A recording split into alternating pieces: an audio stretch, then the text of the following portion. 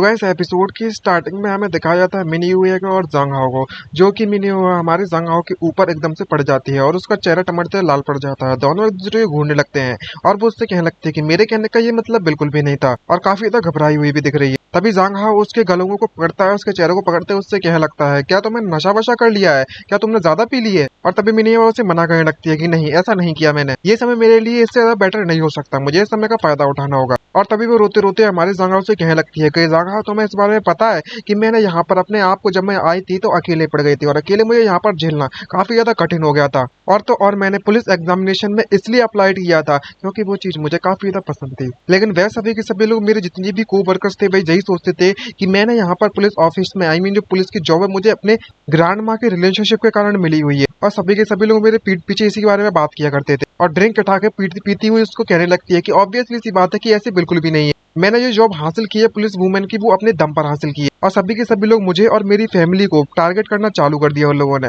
और वो जैसे पीने लगती है तो हमारा एमसी जांगा उसे रोकने की कोशिश करता है और कहने लगता है कि तुम्हें कम पीनी चाहिए। तभी यूवी उसे बताने लगती है कि जैसे ही उसकी जॉब लग गई तो उसके फैमिली वालों ने कई सारे रिश्तेदारों को भेजा है यहाँ पर, ताकि उसके साथ लड़कों के साथ सेटिंग कर सके उसकी। और उन्होंने मैं जबरदस्ती मुझे फोर्स करना चालू कर दिया कि मैं किसी को ढूंढ लूंगा अपने लाइफ पार्टनर के तौर पर, और मुझे कई सारे ब्लाइंड डेट्स पर भेजा था और कई सारी अमीर फैमिलियों के साथ। अब जबकि उन्हें मेरे द्वारा रिजेक्ट कर दिया जा चुका है, तो इसका मतलब ये हुआ कि वो बिल्कुल तुम्हारे इतने अच्छे नहीं थे, बिल्कुल इतने से भी अच्छे नहीं थे तुम्हारे जितने। ये सुनने के बाद जांग हाओ मन में सोचता है और उसकी तरफ देखते हुए कहने लगता है कि यूए पूरी तरीके से ड्रंक हो चुकी है और इस वाले वर्ल्ड में यूए मुझे सिर्फ और सिर्फ कुछ ही समय से जानती है। आखिरकार ये मुझे इस तरीके से बकवास क्यों करने में लगी हुई है। और अगले ही पल पता चलता है कि यूए वहां पर बेहोश होकर हमारे एमसी जांग हाओ के ऊपर गिर जाती है, जिसको देखकर हमारा एमसी काफी ज्यादा शॉक हो जाता है। ऐसा लग रहा होता है जैसे कि वो अभी के अभी वॉमिट करने वाली हो, जिसको देखकर वो कहने लगता है कि ये सब क्या होने में लगा हुआ है। और जब बाकी के लोग इसे देखते हैं तो वो काफी ज्यादा शॉक हो जाते हैं। और बारटेंडर जांग हाओ से कहने लगता है कि हे गेस्ट, तुम्हें अपनी गर्लफ्रेंड को देखना चाहिए, वो शायद ज्यादा ड्रिंक कर ली है, क्या आपको इस बारे में फिर चिंता विंता नहीं है क्या, और इस फ्लोर के बारे में क्या जो उसने गंदा किया है। तभी हमारा एमसी वहां से जाते हुए उससे क्या लगता है कि मुझे माफ कर देना, हम इसके बदले में आपको कंपनसेट करने के लिए तैयार है, और बॉस मैं इसके लिए फिर से माफी मांगता हूँ आपके साथ। और हमारा एमसी अपने उसे पीठ पर बैठाकर ले जाना चालू कर देता है और उससे कहने लगता है कि आखिरकार तुम्हें जो ठंडी हवा लग रही है वो तुम्हें कैसा महसूस हो रहा है। उसके बाद हम इस बार बाहर घूमने में लगे हुए हैं, मुझे लगता है कि तुम्हारा नशा उतर गया होगा। तभी यूए उससे कहने लगते हैं कि नहीं, अभी भी मुझे थोड़े बहुत चक्कर आने में लगे हुए हैं। तभी जांग हाओ उससे कहने लगता है कि अगर ऐसी बात है तो नीचे उतरो और खुद रिफ्रेश हो जाओ। और तभी जांग हाओ उसके पैरों को दबाना चालू कर देता है और उससे पूछने लगता है कि आखिरकार जो मेरी स्ट्रेंथ है वो कैसी है, तुम्हें कैसा महसूस हो रहा है। तभी वो यूए उससे कहने लगते है कि थोड़ा बहुत पेन महसूस हो रहा है, ज्यादा कुछ नहीं। जांग हाओ आखिरकार तुम्हारी इस टेक्निक तुमने कहाँ से सीखी है, ये क्या है, ये टेक्निक इतनी बवाल टेक्निक है। तभी एमसी उसे बताने लगता है कि मेरी पिछले जन्म में, आई मीन इस दुनिया से, जिस दुनिया से मैं आया हुआ हूँ, वहाँ पर मैंने एनिमल के फार्म में भी काम किया है, जिसके कारण मेरे काफी ज्यादा पेन हुआ करता था, और इसीलिए मैंने मसाज एक्यूपमेंट पर थोड़ी बहुत रिसर्च की और किस तरीके से इसको किया जाता है। और तो और ये काफी ज्यादा ऑप्टिमाइज्ड है और तुम्हें भी फ्यूचर में जॉब करनी पड़ेगी। अगर तुम्हारे पास जितनी ज्यादा स्किल्स होंगी उतना ही ज्यादा तुम्हें बेटर रहेगा। ये सुनने के बाद यूया पूरी तरह से शर्मा जाती है, उसका चेहरा टमाटर लाल पड़ जाता है और वो उसे घूरने लगती है, लेकिन घूरते घूरते कुछ कह नहीं पाती और अगले ही पल अपने पैरों को उससे दूर कर लेती है और शर्माते हुए पीछे मुड़कर उसका धन्यवाद कहने लगती है, जिसको देखकर हमारा एमसी उससे कहने लगता है, क्या तुम्हें और ज्यादा पैर नहीं दबाने, और ज्यादा दर्द नहीं हो रहा। इतना कहने के बाद यूए उसके काफी तो नजदीक आ जाती है और खड़ी होती है उससे कहने लगती है कि मुझे जो पता लगाना था मैंने पता लगा लिया है, मैं तुम्हारे लिए इतनी ज्यादा सेल्फिश नहीं हो सकती, लगता है कि मैं अब यहाँ पर नहीं रह सकती, तो मैं यहाँ पर बांध कर नहीं रह सकती। और जब वो ऐसा कह रही होती है तो पीछे से वो मून काफी ज्यादा रेड हो जाता है और इस तरीके के सीन जब हमारा एमसी द्वारा से देखता है तो वो काफी ज्यादा शॉक हो जाता है। जहाँ पर मिनी ये उसे बुलाते और उससे कहने लगती है, क्लासमेट जांग हाओ, तुम्हारी जगह है तुम्हें जाने के लिए, तुम्हें वहां पर जाना चाहिए, तुम इस दुनिया से बिल्कुल भी बिलोंग नहीं कर सकते हो। ये बात सुनने के बाद एमसी काफी शॉक हो जाता है और वो समझ जाता है और कहने लगता है कि जैसा कि मैंने सोचा था, यह ब्लड मून वापस से आ चुका है। और धीरे धीरे करके वहां पर फिर से कुछ गायब होने लगता है, जैसे कि वो किसी कोड वाली लैंग्वेज में बदल गया हो। और मिनी वे उसके सामने खड़ी खड़ी अपने पॉकेट में हाथ डाल वही की चेन निकालती है जो कि हमारे एमसी ने मिनी यूए को दिया था, और उसको एमसी को दिखाते हुए उससे कहने में लगी हुई थी कि जब भी मैं इसे देखूंगी तभी मुझे तुम्हारी याद आएगी। तभी एंट्री होती है वहां पर मून गॉडेस की, जो कि उससे कहने लगती है कि ये लिटिल गर्ल जो कि मिन फैमिली की है वो वाकई में बहुत ज्यादा कमजोर थी, ये तो वाकई में काफी ज्यादा अच्छा हुआ कि तुमने अपना डिसीजन बना लिया है। और यहाँ पर जब ये गॉडेस आती है तो उसे काफी ज्यादा उबासियां आने में लगी होती है, और भाई जिस ड्रेस में हमारी गॉडेस होती है उस ड्रेस को देखने के बाद सभी पकड़ा जाते हैं। तभी मिनी हुए उसे देखती है तो गॉडेस उससे कहने लगती है कि तुम दो मैच्योर वुमन के साथ कम्पीट करने में लगी हुई है, जो कि काफी ज्यादा ब्यूटीफुल है और काफी ज्यादा स्मार्ट सिस्टर है। यहाँ तक कि तुम्हारे एडवांटेज की बात करें तो वो इतना ज्यादा ग्रेट नहीं है, और ये भी कोई पक्की बात नहीं है कि जो जांग हाओ है वो वापस से जा भी पाएगा उस वर्ल्ड में या फिर नहीं जा पाएगा। ये बात सुनने के बाद मिनी युआ काफी ज्यादा सरप्राइज हो जाती है और उससे कहने लगती है कि जब जब तक तुमने जो हम लोगों से वादा किया था उस वादे को पूरा कर देती हो तो हमें कोई फर्क नहीं पड़ता, लेकिन हम ही जीतेंगे आखिर में आकर। और नेक्स्ट सीन में हमारा सीन शिफ्ट होता है उस जगह पर जहाँ पर जो दूसरे वाले वर्ल्ड वाला वेइनान होती है वो हमारे जांग हाओ की बॉडी के सामने बैठी होती है, जहाँ पर जांग हाओ के गर्दन को काट दिया गया था, अगर आपने लास्ट एपिसोड देखे होंगे वहां पर, तो जो कि हॉस्पिटल के वेंटिलेटर पर पड़ा हुआ है। और तभी मिनी युआ को होश आता है और वो वापस से छोटी बन जाती है और रियलिटी में आ जाती है, जिसको देखकर वेइनान उससे कहने लगती है मिनी युआ लगता है कि तुम सक्सीड हो चुकी हो। और तभी हमें बताया जाता है कि जो मिनी युआ है वो जांग हाओ की सिस्टर को इनको बुलाती है, उससे कहने लगती है कि अगली बारी तुम्हारी है, मैं उम्मीद करती हूँ कि तुम जांग हाओ को वापस लाने में कामयाब रहोगी। तभी वेइनान पीछे से बोलती है और उससे कहने लगती है कि लेकिन ये जो जिंदगी है वो जांग हाओ की है, यहाँ पर कुछ भी गलत नहीं जा सकता, मैं तुमसे रिक्वेस्ट करती हूँ प्लीज। ये वेइनान पहली बार किसी से रिक्वेस्ट करने में लगी हुई है। तभी हमें सिस्टर को उनको दिखाया जाता है जो कि उससे कहने लगती है कि मुझे पता है इसके बारे में कि मुझे क्या करना है। और तभी अगले ही पल हमें दिखाया जाता है कि इस तरीके से हमारा एमसी अचानक से किसी अजीब सी जगह पर पहुंच जाता है, और ये बात अभी तक जांग हाओ को समझ में नहीं आ रही है कि क्या चलने में लगा हुआ है ये, और पूरी तरीके से कंफ्यूज होते हुए कहने लगता है कि मैं वापस से यहाँ पर बेहोश हो चुका था और उस जगह को छोड़ चुका हूँ, यहाँ पर मैं अभी मौजूद था। इससे तो एक ही बात साबित होती है कि मैं 2 बार एक ही दिन के अंदर एक ही दिन के अंदर तो नहीं कह सकते, लेकिन कुछ समय के अंदर मैं 2 बार ऑलरेडी ट्रेवल कर चुका हूँ अलग अलग दुनिया में, और वो दोनों के दोनों वर्ल्ड में, एक वर्ल्ड में वेइनान थी तो एक वर्ल्ड में यूएहा। लेकिन यहाँ पर इतना सब होने के बाद मेरी सिर्फ एक ही चिंता है जो जिसको लेकर वेइनान और यूएहा दोनों के दोनों उस वर्ल्ड से आई हुई है जिनको मैं दोनों को जानता हूँ, और वो जिस तरीके से बिहेवियर दिखाने में लगी हुई थी अपने दोनों को, इनको देखकर तो ऐसा लगता है जैसे कि ये दोनों के दोनों जानती हैं कि मैं इन दुनिया को छोड़ने वाला हूँ जल्द से जल्द। क्या ऐसा पॉसिबल हो सकता है कि उन्हें भी यहाँ पर टाइम ट्रेवल कर भेजा गया हो मेरी दुनिया में? अगर तुम इस बारे में सोचो, इस पॉसिबिलिटी के बारे में थोड़ा सोचो, तो जो गॉडेस है वो शायद उन तीनों लड़कियों के साथ कुछ ना कुछ तो इन्होंने कॉन्ट्रैक्ट बनाया होगा ताकि वो मुझे इस दुनिया में दोबारा से उन्हें मिलने का एक मौका दे सके और उसके बाद मुझे वापस भेज दे। शायद वो तीनों की तीनों लड़कियां मुझे अपनी रियलिटी में वापस लाने के लिए कुछ ना कुछ तो इनके साथ कॉन्ट्रैक्ट किया है, लेकिन मुझे इस बात का नहीं पता कि आखिरकार इन्होंने कॉन्ट्रैक्ट किया है तो क्या किया है। तभी अचानक से हमारे एमसी की नजर किसी चीज पर जाती है, यहाँ पर कोई उसे बुलाने में लगा हुआ होता है और कोई कहने में लगा हुआ है कि जांग हाओ तुम जल्दी से अपने डिफेंस पर जाओ, लेकिन उसे कुछ भी समझ नहीं आ रहा होता और वो अपनी आंख को ढकने की कोशिश करता है क्योंकि एक तेज रोशनी उसकी आंखों के सामने आ जाती है। और तभी जैसे ही वो बंदा अपनी आंखें खोलता है तो वो अपने आप को एक अलग जगह पर पाता है और कहने लगता है क्या मैं एक और बार टाइम ट्रेवल कर चुका हूँ? और इसको देखकर वो काफी ज्यादा शॉक हो जाता है क्योंकि इस बार जब उसने टाइम ट्रेवल किया था तो उस वक्त वो डायरेक्टली प्राइमरी स्कूल स्टूडेंट बन चुका है, जिसको देखकर वो पूरा कंफ्यूज होता है और कहने लगता है क्या टाइमलाइन फिर भी बदल जाएगी अगर मैं टाइम ट्रेवल करता हूँ और मेरी पूरी बॉडी भी बदल जाती है क्या इसमें? इस बात को लेकर तो सभी के सभी उस बात को कंफ्यूज है अभी भी, लेकिन मन में सोचते हुए कहने लगता है कि इस बात में सेंस तो बनता है। लास्ट टाइम पर जो क्लासमेट यूए आती वो ऑलरेडी अडल्ट बन चुकी थी। तभी अचानक से एक उड़ती हुई बॉल उसकी तरफ आती है और कोई उसे सावधान करने लगता है, लेकिन हमारा एमसी उस पर नोटिस नहीं कर पाता और वो बॉल डायरेक्टली एमसी से जाकर टकरा जाती है और उसकी नाक से खून बहने लगता है और कहने लगता है कि शिट, आखिरकार जब भी मैं टाइम ट्रेवल करता हूँ तो एक्सीडेंट वाला सीन क्यों आता है मेरी आंखों के सामने। तभी लिटिल जांग हाओ को होश आने लगता है और दिखाया जाता है कि कोई उसके लिए सेब यानी कि एप्पल छीलने में लगा हुआ है, और जैसे भी अपनी आंखें खोलता है तो हमें पता चलता है कि ये और कोई नहीं बल्कि मैं सिस्टर क्वीन होती है, जिसको देखकर हमारा एमसी काफी ज्यादा एक्साइटमेंट से भर जाता है और सिस्टर क्वीन उससे कहने लगती, छोटी वाली सिस्टर क्वीन है ये, उससे कहने लगती है कि तुम जाग गए, और हमारा एमसी उसको देखकर काफी ज्यादा शॉक होती है, उससे कहने लगता है क्या तुम वाकई में सिस्टर क्वीन हो? लेकिन सिस्टर क्वीन उससे कुछ भी कह नहीं पाती और उससे कहने लगती है कि जांग हाओ मैं तुम्हारा काफी समय से जहाँ पर इंतजार करने में लगी हुई थी,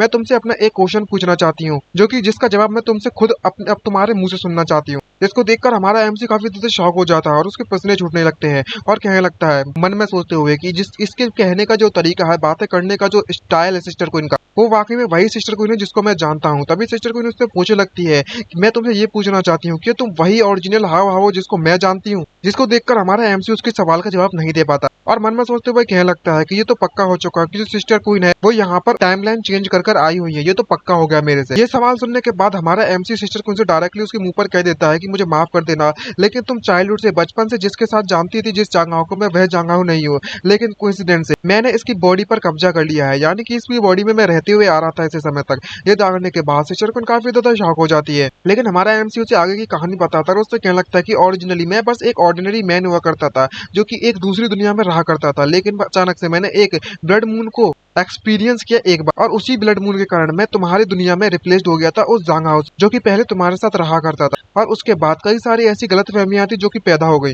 पता नहीं कैसे, लेकिन जो जांग हाओ की मेमोरीज थी वो सारी की सारी मेमोरीज के कुछ फ्रेगमेंट्स अभी भी मेरे दिमाग में मौजूद हैं कि आखिरकार उसने क्या किया था, कैसे किया था। मुझे नहीं पता कि आखिरकार हमारी कंडीशन के साथ क्या हो रखा था और किस तरीके से हम आज की कंडीशन में आ चुके हैं और मैं क्या करने में लगा हूँ, आज क्या होने में लगा, मुझे कुछ भी अंदाजा नहीं है। लेकिन मैं तुम्हें एक बात जरूर कह सकता हूँ कि मुझे ये सब पता हुआ है कि मैं जांग हाओ हाओ अपनी जान क्विन क्विन को पसंद बहुत करता हूँ और मैं उनसे प्यार करता हूँ। प्यार तो नहीं करता, मैं पसंद करता हूँ, ऐसा कहा था उसने। ये बात सुनने के बाद सिस्टर क्विन की आंखों से आंसू निकल पड़ते हैं। ये देखने के बाद सभी के सभी लोग शॉक हो जाते हैं और वो अपने सिप को छीलना भी वहीं पर बंद कर देती है। तभी सिस्टर क्वीन उससे कहने लगती है, क्या ऐसा पॉसिबल हो सकता है कि जिस जांग हाओ को मैं जानती हूँ, क्या वो वापस आ सकता है बिल्कुल पहले की तरह? मैंने बिल्कुल सही कहा ना? ये बात सुनने के बाद एमसी शॉक हो जाता है और उससे कहने लगता है कि मुझे माफ कर देना, लेकिन मुझे भी इसके बारे में कोई अंदाजा नहीं है। ये बात सुनने के बाद सिस्टर क्वीन के हाथ से वह एप्पल छूट जाता है और तभी हमें सिस्टर क्वीन को दिखाया जाता है, जो कि बहुत ही ज्यादा रोना चालू कर देती है और उससे कहने लगती है कि मेरी जिंदगी का जो मतलब था वो तो सिर्फ और सिर्फ जांग हाओ था। अब जबकि जांग हाओ ही नहीं है यहाँ पर, तो मेरा यहाँ पर रहने का क्या मतलब? और इस तरीके से जब जांग हाओ जो हमारा नाइफ देखता है सिस्टर क्वीन के हाथों में, तो वो काफी तक घबरा जाता है और उसकी तरफ बढ़ने लगता है, जहाँ पर दिखाया जाता है कि इस तरीके से सिस्टर क्वीन अपने ही चाकू से अपने आप को मारने की कोशिश करती है और उससे कहने लगती है कि अब जबकि वो वह यहाँ से जा चुका है तो मेरा जिंदगी जीने का कोई मतलब भी नहीं बनता। और तभी अचानक से वो रोकने की कोशिश करता है उसे, और इसी हादसे के कारण तभी हमारा एमसी जांग हाओ उसके अपने हाथों से उस नाइफ को पकड़ लेता है, जिससे कारण उसके हाथों से खून बहने लगता है। लेकिन हमारा एमसी उसे पकड़ लेता है उसे रोकने के लिए। उससे क्या लगता है कि नहीं, तुम्हें इस जैसी बेवकूफ जैसे काम करने की बिल्कुल भी जरूरत नहीं है, क्योंकि ये जो गलती की गई थी वो मेरे द्वारा की गई थी, तो सारी की सारी रेस्पॉन्सिबिलिटी भी मेरी बनती है। अब जबकि मेरी सारी की सारी जिम्मेदारी है, इससे तुम्हारा कुछ भी लेना देना नहीं है। ये बात सुनने के बाद वो काफी ज्यादा शॉक हो जाती है और उससे कहने लगता है कि जो जिसने तुम्हारे जांग हाओ की बॉडी ली थी वो मैं था, तो जैसे ओरिजिनल में मरना चाहिए वो मुझे मरना चाहिए। ये बात सुनने के बाद सिस्टर क्वीन काफी ज्यादा शॉक हो जाती है, जहाँ पर हमारा एमसी उससे कहने लगता है कि शायद शायद मैं अगर इस दुनिया से मरकर चला जाता हूँ तो शायद जो ओरिजिनल वाला जांग हाओ वो वापस आ जाएगा। ये बात सुनने के बाद सिस्टर क्वीन शॉक हो जाती है, क्योंकि हमारा एमसी अभी भी यही सोचने में लगा हुआ है कि अगर वह मर जाएगा तो शायद वो जांग हाओ वापस आ जाएगा। लेकिन ये बात कुछ भी समझ नहीं आ रही होती है हमारे सिस्टर क्वीन को, और जैसे उसे घूरने लगती है तो जांग हाओ भी घबराते हुए उससे कहने लगता है कि मैं तुम्हें इस बात के लिए पक्का करता हूँ, वादा करता हूँ कि जो भी मैंने तुम्हारे साथ किया है उसका बदला मैं जरूर चुकाऊंगा, क्योंकि तुमने भी तो मेरे लिए बहुत कुछ किया है। और तभी उसके हाथों से नाइफ छुड़ाने लगता है। लेकिन जब ये बात सिस्टर क्वीन को पता चलती है तो वो रोना चालू कर देती है। उससे कहने लगती है कि तुम क्लियरली जानती हो कि यह वह वर्ल्ड नहीं है जिस दुनिया में तुम रहा करते, तो तुम ही मुझे बताओ कि आखिरकार जो जांग हाओ हाओ है वो वापस कैसे आएगा? तभी एमसी उससे कहता है कि आखिरकार जब तुम्हें कैसे पता इस बारे में कि अगर तुमने ट्राई नहीं किया अभी तक तो मे भी शायद ऐसा पॉसिबल हो सकता है कि अगर मैं इस दुनिया से चला जाऊं तो तुम्हारे जो सपनों वाले दुनिया है वो भी पूरी तरीके से खत्म हो जाएगी और उसकी जो परछाई है जांग हाओ की रियल वाले वो इसके अंदर दिखने लगती है, जिसको देखकर सिस्टर क्वीन और भी ज्यादा घबरा जाती है और भी ज्यादा जोर से रोने लगती है और कहने लगती है कि मैं ऐसा तुम्हारे साथ बिल्कुल भी नहीं कर सकती, और डायरेक्टली अपने से नाइफ को वापस चढ़ाने की कोशिश करने लगती है और उससे कहने लगती है कि नहीं, ऐसा बिल्कुल नहीं हो सकता। जिसको देखकर हमारा एमसी कहने लगता है कि सिस्टर क्वीन आप ऐसा क्यों करने में लगी हुई है? और दोनों के बीच में बहस जब चल रही होती है तभी अगले सीन में हमें दिखाया जाता है उनके टीचर और जांग हाओ के पेरेंट्स को, आई मीन डैड को आते हुए, जहाँ पर वो कह रहे होते हैं कि टीचर क्या जो जांग हाओ है वो बिल्कुल सुरक्षित है और ठीक है? यहाँ पर टीचर घबराते हुए उसे कहने में लगा हुआ था कि मैं उम्मीद करता हूँ कि वो पूरी तरीके से सुरक्षित होगा, बस उसे थोड़ा बहुत ट्रॉमा लगेगा और कुछ नहीं, क्योंकि आजकल के जो लौंडे लोग हैं, लड़के लोग हैं, वो गेम वगैरह खेलते हैं तो उन्हें चोट लगती रहती है। और जांग हाओ के फादर, ये जगह इन्फार्मी है जहाँ पर हमारे क्लासमेट जांग हाओ को आराम करने के लिए रखा गया है। जो स्टूडेंट जांग हाओ वो यहाँ पर अच्छे से आराम करने में लगे हुए हैं, समझ गए आप? लेकिन जब वे दोनों के दोनों अंदर आते हैं तो वो अंदर आकर क्या देखते हैं कि जो जांग हाओ है उसके पास नाइफ लगी हुई है और उस नाइफ को पकड़ने वाली सिस्टर क्वीन होती है, जिसको देखने के बाद वो दोनों के दोनों काफी ज्यादा शॉक हो जाते हैं। टीचर चिल्लाते हैं उससे क्या लगता है क्लासमेट जांग हाओ तुम्हें केयरफुल हो जाना चाहिए, और टीचर जांग हाओ को बचाने के लिए डायरेक्टली उसके ऊपर कूदने लगता है। वो भी सुपरमैन की औलाद बन जाता है ये टीचर, कूदते हुए जांग हाओ की तरफ बढ़ने लगता है, जहाँ पर सिस्टर क्वीन और जांग हाओ टीचर को देखकर पूरी तरीके से कंफ्यूज हो जाते हैं। टीचर उसका हाथ पकड़ता है सिस्टर क्वीन का, उससे कहने लगता है कि अपनी नाइफ को तुम नीचे ही कर दो, इस तरीके से तुम्हारे लिए बिल्कुल भी ठीक नहीं है। अगर तुम इस तरीके से चाकू से नाइफ से खेलने लगी तो तुम किसी को चोट भी पहुंचा सकते हो, खासकर हमारे क्लासमेट जांग हाओ को। क्या तुम्हें पता भी है कि अगर तुमने ऐसा कर दिया होता तो तुम्हारे साथ क्या होता? तुम्हें तो वाकई में बहुत ज्यादा हिम्मत आ चुकी है। ये बात सुनने के बाद जांग हाओ चिल्लाता है, उससे कहने लगता है कि टीचर ये बस एक गलत फहमी थी, और उसकी गलत फहमी को दूर करने के लिए बीच में बोलने की कोशिश करता है और कहने लगता है कि हम लोग बस यहाँ पर खेलने में लगे हुए थे। लेकिन तभी उसके डैड बीच में उसे रोकते हैं और उससे कहने लगते हैं कि हाँ हाँ तुम्हें चिंता करने की जरूरत नहीं है, सबसे पहले हमें इस जगह को छोड़कर जाना होगा और टीचर इस मैटर को संभाल लेंगे, तुम्हें काफी तो चोट लगी हुई है, तुम्हारे हाथ को जल्दी से बैंडेज कर देता हूँ। और जांग हाओ ऐसा कहने लगता है उसको देखने के बाद सिस्टर को, नहीं ऐसा नहीं हो सकता, और चिल्लाते हुए टीचर को याद दिलाता है और कहने लगता है कि टीचर मेरी बात ध्यान से सुन लो कि जो सिस्टर क्वीन को इस मैटर के साथ उसका कुछ भी लेना नहीं है, वो मैं था जिसने उस नायक को पकड़ा था। तभी उसके डैड उसको ले जाते हैं, उससे कहने लगता है कि अब हमें चलना चाहिए आओ। जहाँ पर वो टीचर उसकी मॉम को डैड को कॉल करता है हमारी सिस्टर क्वीन को, और उससे कहने लगता है कि जो सिस्टर क्वीन आई मीन जो जाओ क्वीन है उसने यहाँ पर कांड कर दिया है। पीछे से हमारा एमसी चिल्लाते है, उससे कहने लगता है कि सिस्टर क्वीन तुम बस मेरा इंतजार करो, मैं तुम्हें ढूंढते ढूंढते तुम्हारे पास जरूर आऊंगा। जहाँ पर उसका टीचर उससे कहने लगता है कि आज तुम्हारी खैर नहीं है बिल्कुल भी, और वो सिस्टर क्वीन के पेरेंट्स से बताता है और कहने लगता है कि यहाँ पर कोई ऐसा बच्चा है जो जान क्वीन के नाम से तुम्हारी क्लास, इसने अभी अभी अपने क्लासमेट को इन्फार्मी के अंदर चाकू से चोट पहुंचाने की कोशिश की थी, लेकिन किस्मत अच्छी रही कि यहाँ पर मैं समय पर पहुंच गया, वरना पता नहीं क्या होता। और अगर इसके पेरेंट्स को जल्दी से इन्फॉर्म कर दो। और जो इंजर्ड क्लासमेट था उसके जो पेरेंट्स है वो ऑलरेडी यहाँ पर आ चुके हैं और वो इस मैटर को इतनी आसानी से नहीं जाने देंगे। चलो देखते हैं कि हम इसे वार्निंग देकर या फिर एक्सप्रेशन देकर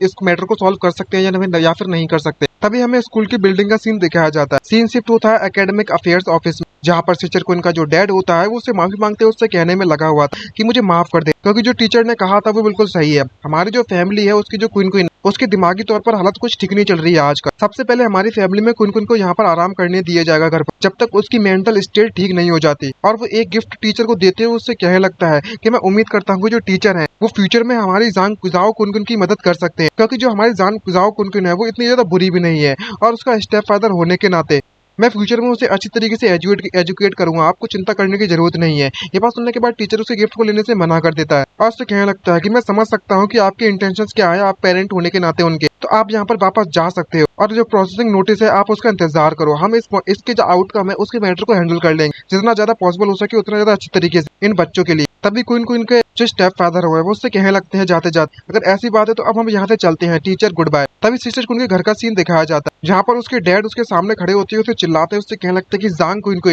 तुम तो वाकई में बहुत ज्यादा अच्छी बच्ची निकली ना, कि तुम तो मेरे लिए इतनी ज्यादा परेशानियां खड़ी करने में लगी हुई है, वो भी स्कूल में। और वो अपना बेल्ट निकाल कर उसे मारने की कोशिश करने लगता है, लेकिन उसकी मॉम आगे आती है और उससे कहने लगती है कि हस्बैंड तुमको इस तरीके से रुक जाना चाहिए, तुम बच्चे को नहीं मार सकते। मुझे पता है कि वो काफी ज्यादा गलत थी, उसको भी इस बात का अंदाजा है, लेकिन उसका हस्बैंड उसी की सिस्टर को उनकी मॉम को पीटना चालू कर देता है और जोर से धक्का दे देता है, जिसके कारण उसे चोट लग जाती है। और उसका स्टेप फादर उससे कहने लगता है कि इसके जो इतनी ज्यादा परेशानी इतने खड़ी की है इस मैटर को सॉल्व करने के लिए, तुम्हें पता भी है कि मैंने कितने ज्यादा इंपॉर्टेंट क्लाइंट से बातें करने में लगा हुआ था, वो जो डील थे वो मेरी फेल हो चुकी है, तुम्हें पता है कि मैंने कितना ज्यादा नुकसान हुआ है इसके कारण, मैं यहाँ पर इसे इतनी ज्यादा बढ़िया एरिस्टोक्रेट स्कूल में भेजने में लगा हुआ हूँ, यहाँ पर ये मेरा पैसा और समय दोनों ही बर्बाद कर रही है। ये बात सुनने के बाद उसकी मॉम उससे माफी मांगती है और हमारी सिस्टर को उनसे भी यही कहने लगती है कि तुम जल्दी से अपने डैड से माफी मांगो और जो भी तुमने गलती की थी उसकी बात को एडमिट कर लो। ये बात सुनने के बाद सिस्टर को उनसे कहने लगती है कि किसी बात से कोई फर्क नहीं पड़ने वाला, कि अगर ये मुझे हिट करता है तो करने दे, लेकिन मेरी मॉम को बिल्कुल भी टच करने की हिम्मत ही मत करना। ये बात सुनने के बाद उसको डैड को गुस्सा आ जाती है और वो कहने लगता है कि तुम्हें यहाँ पर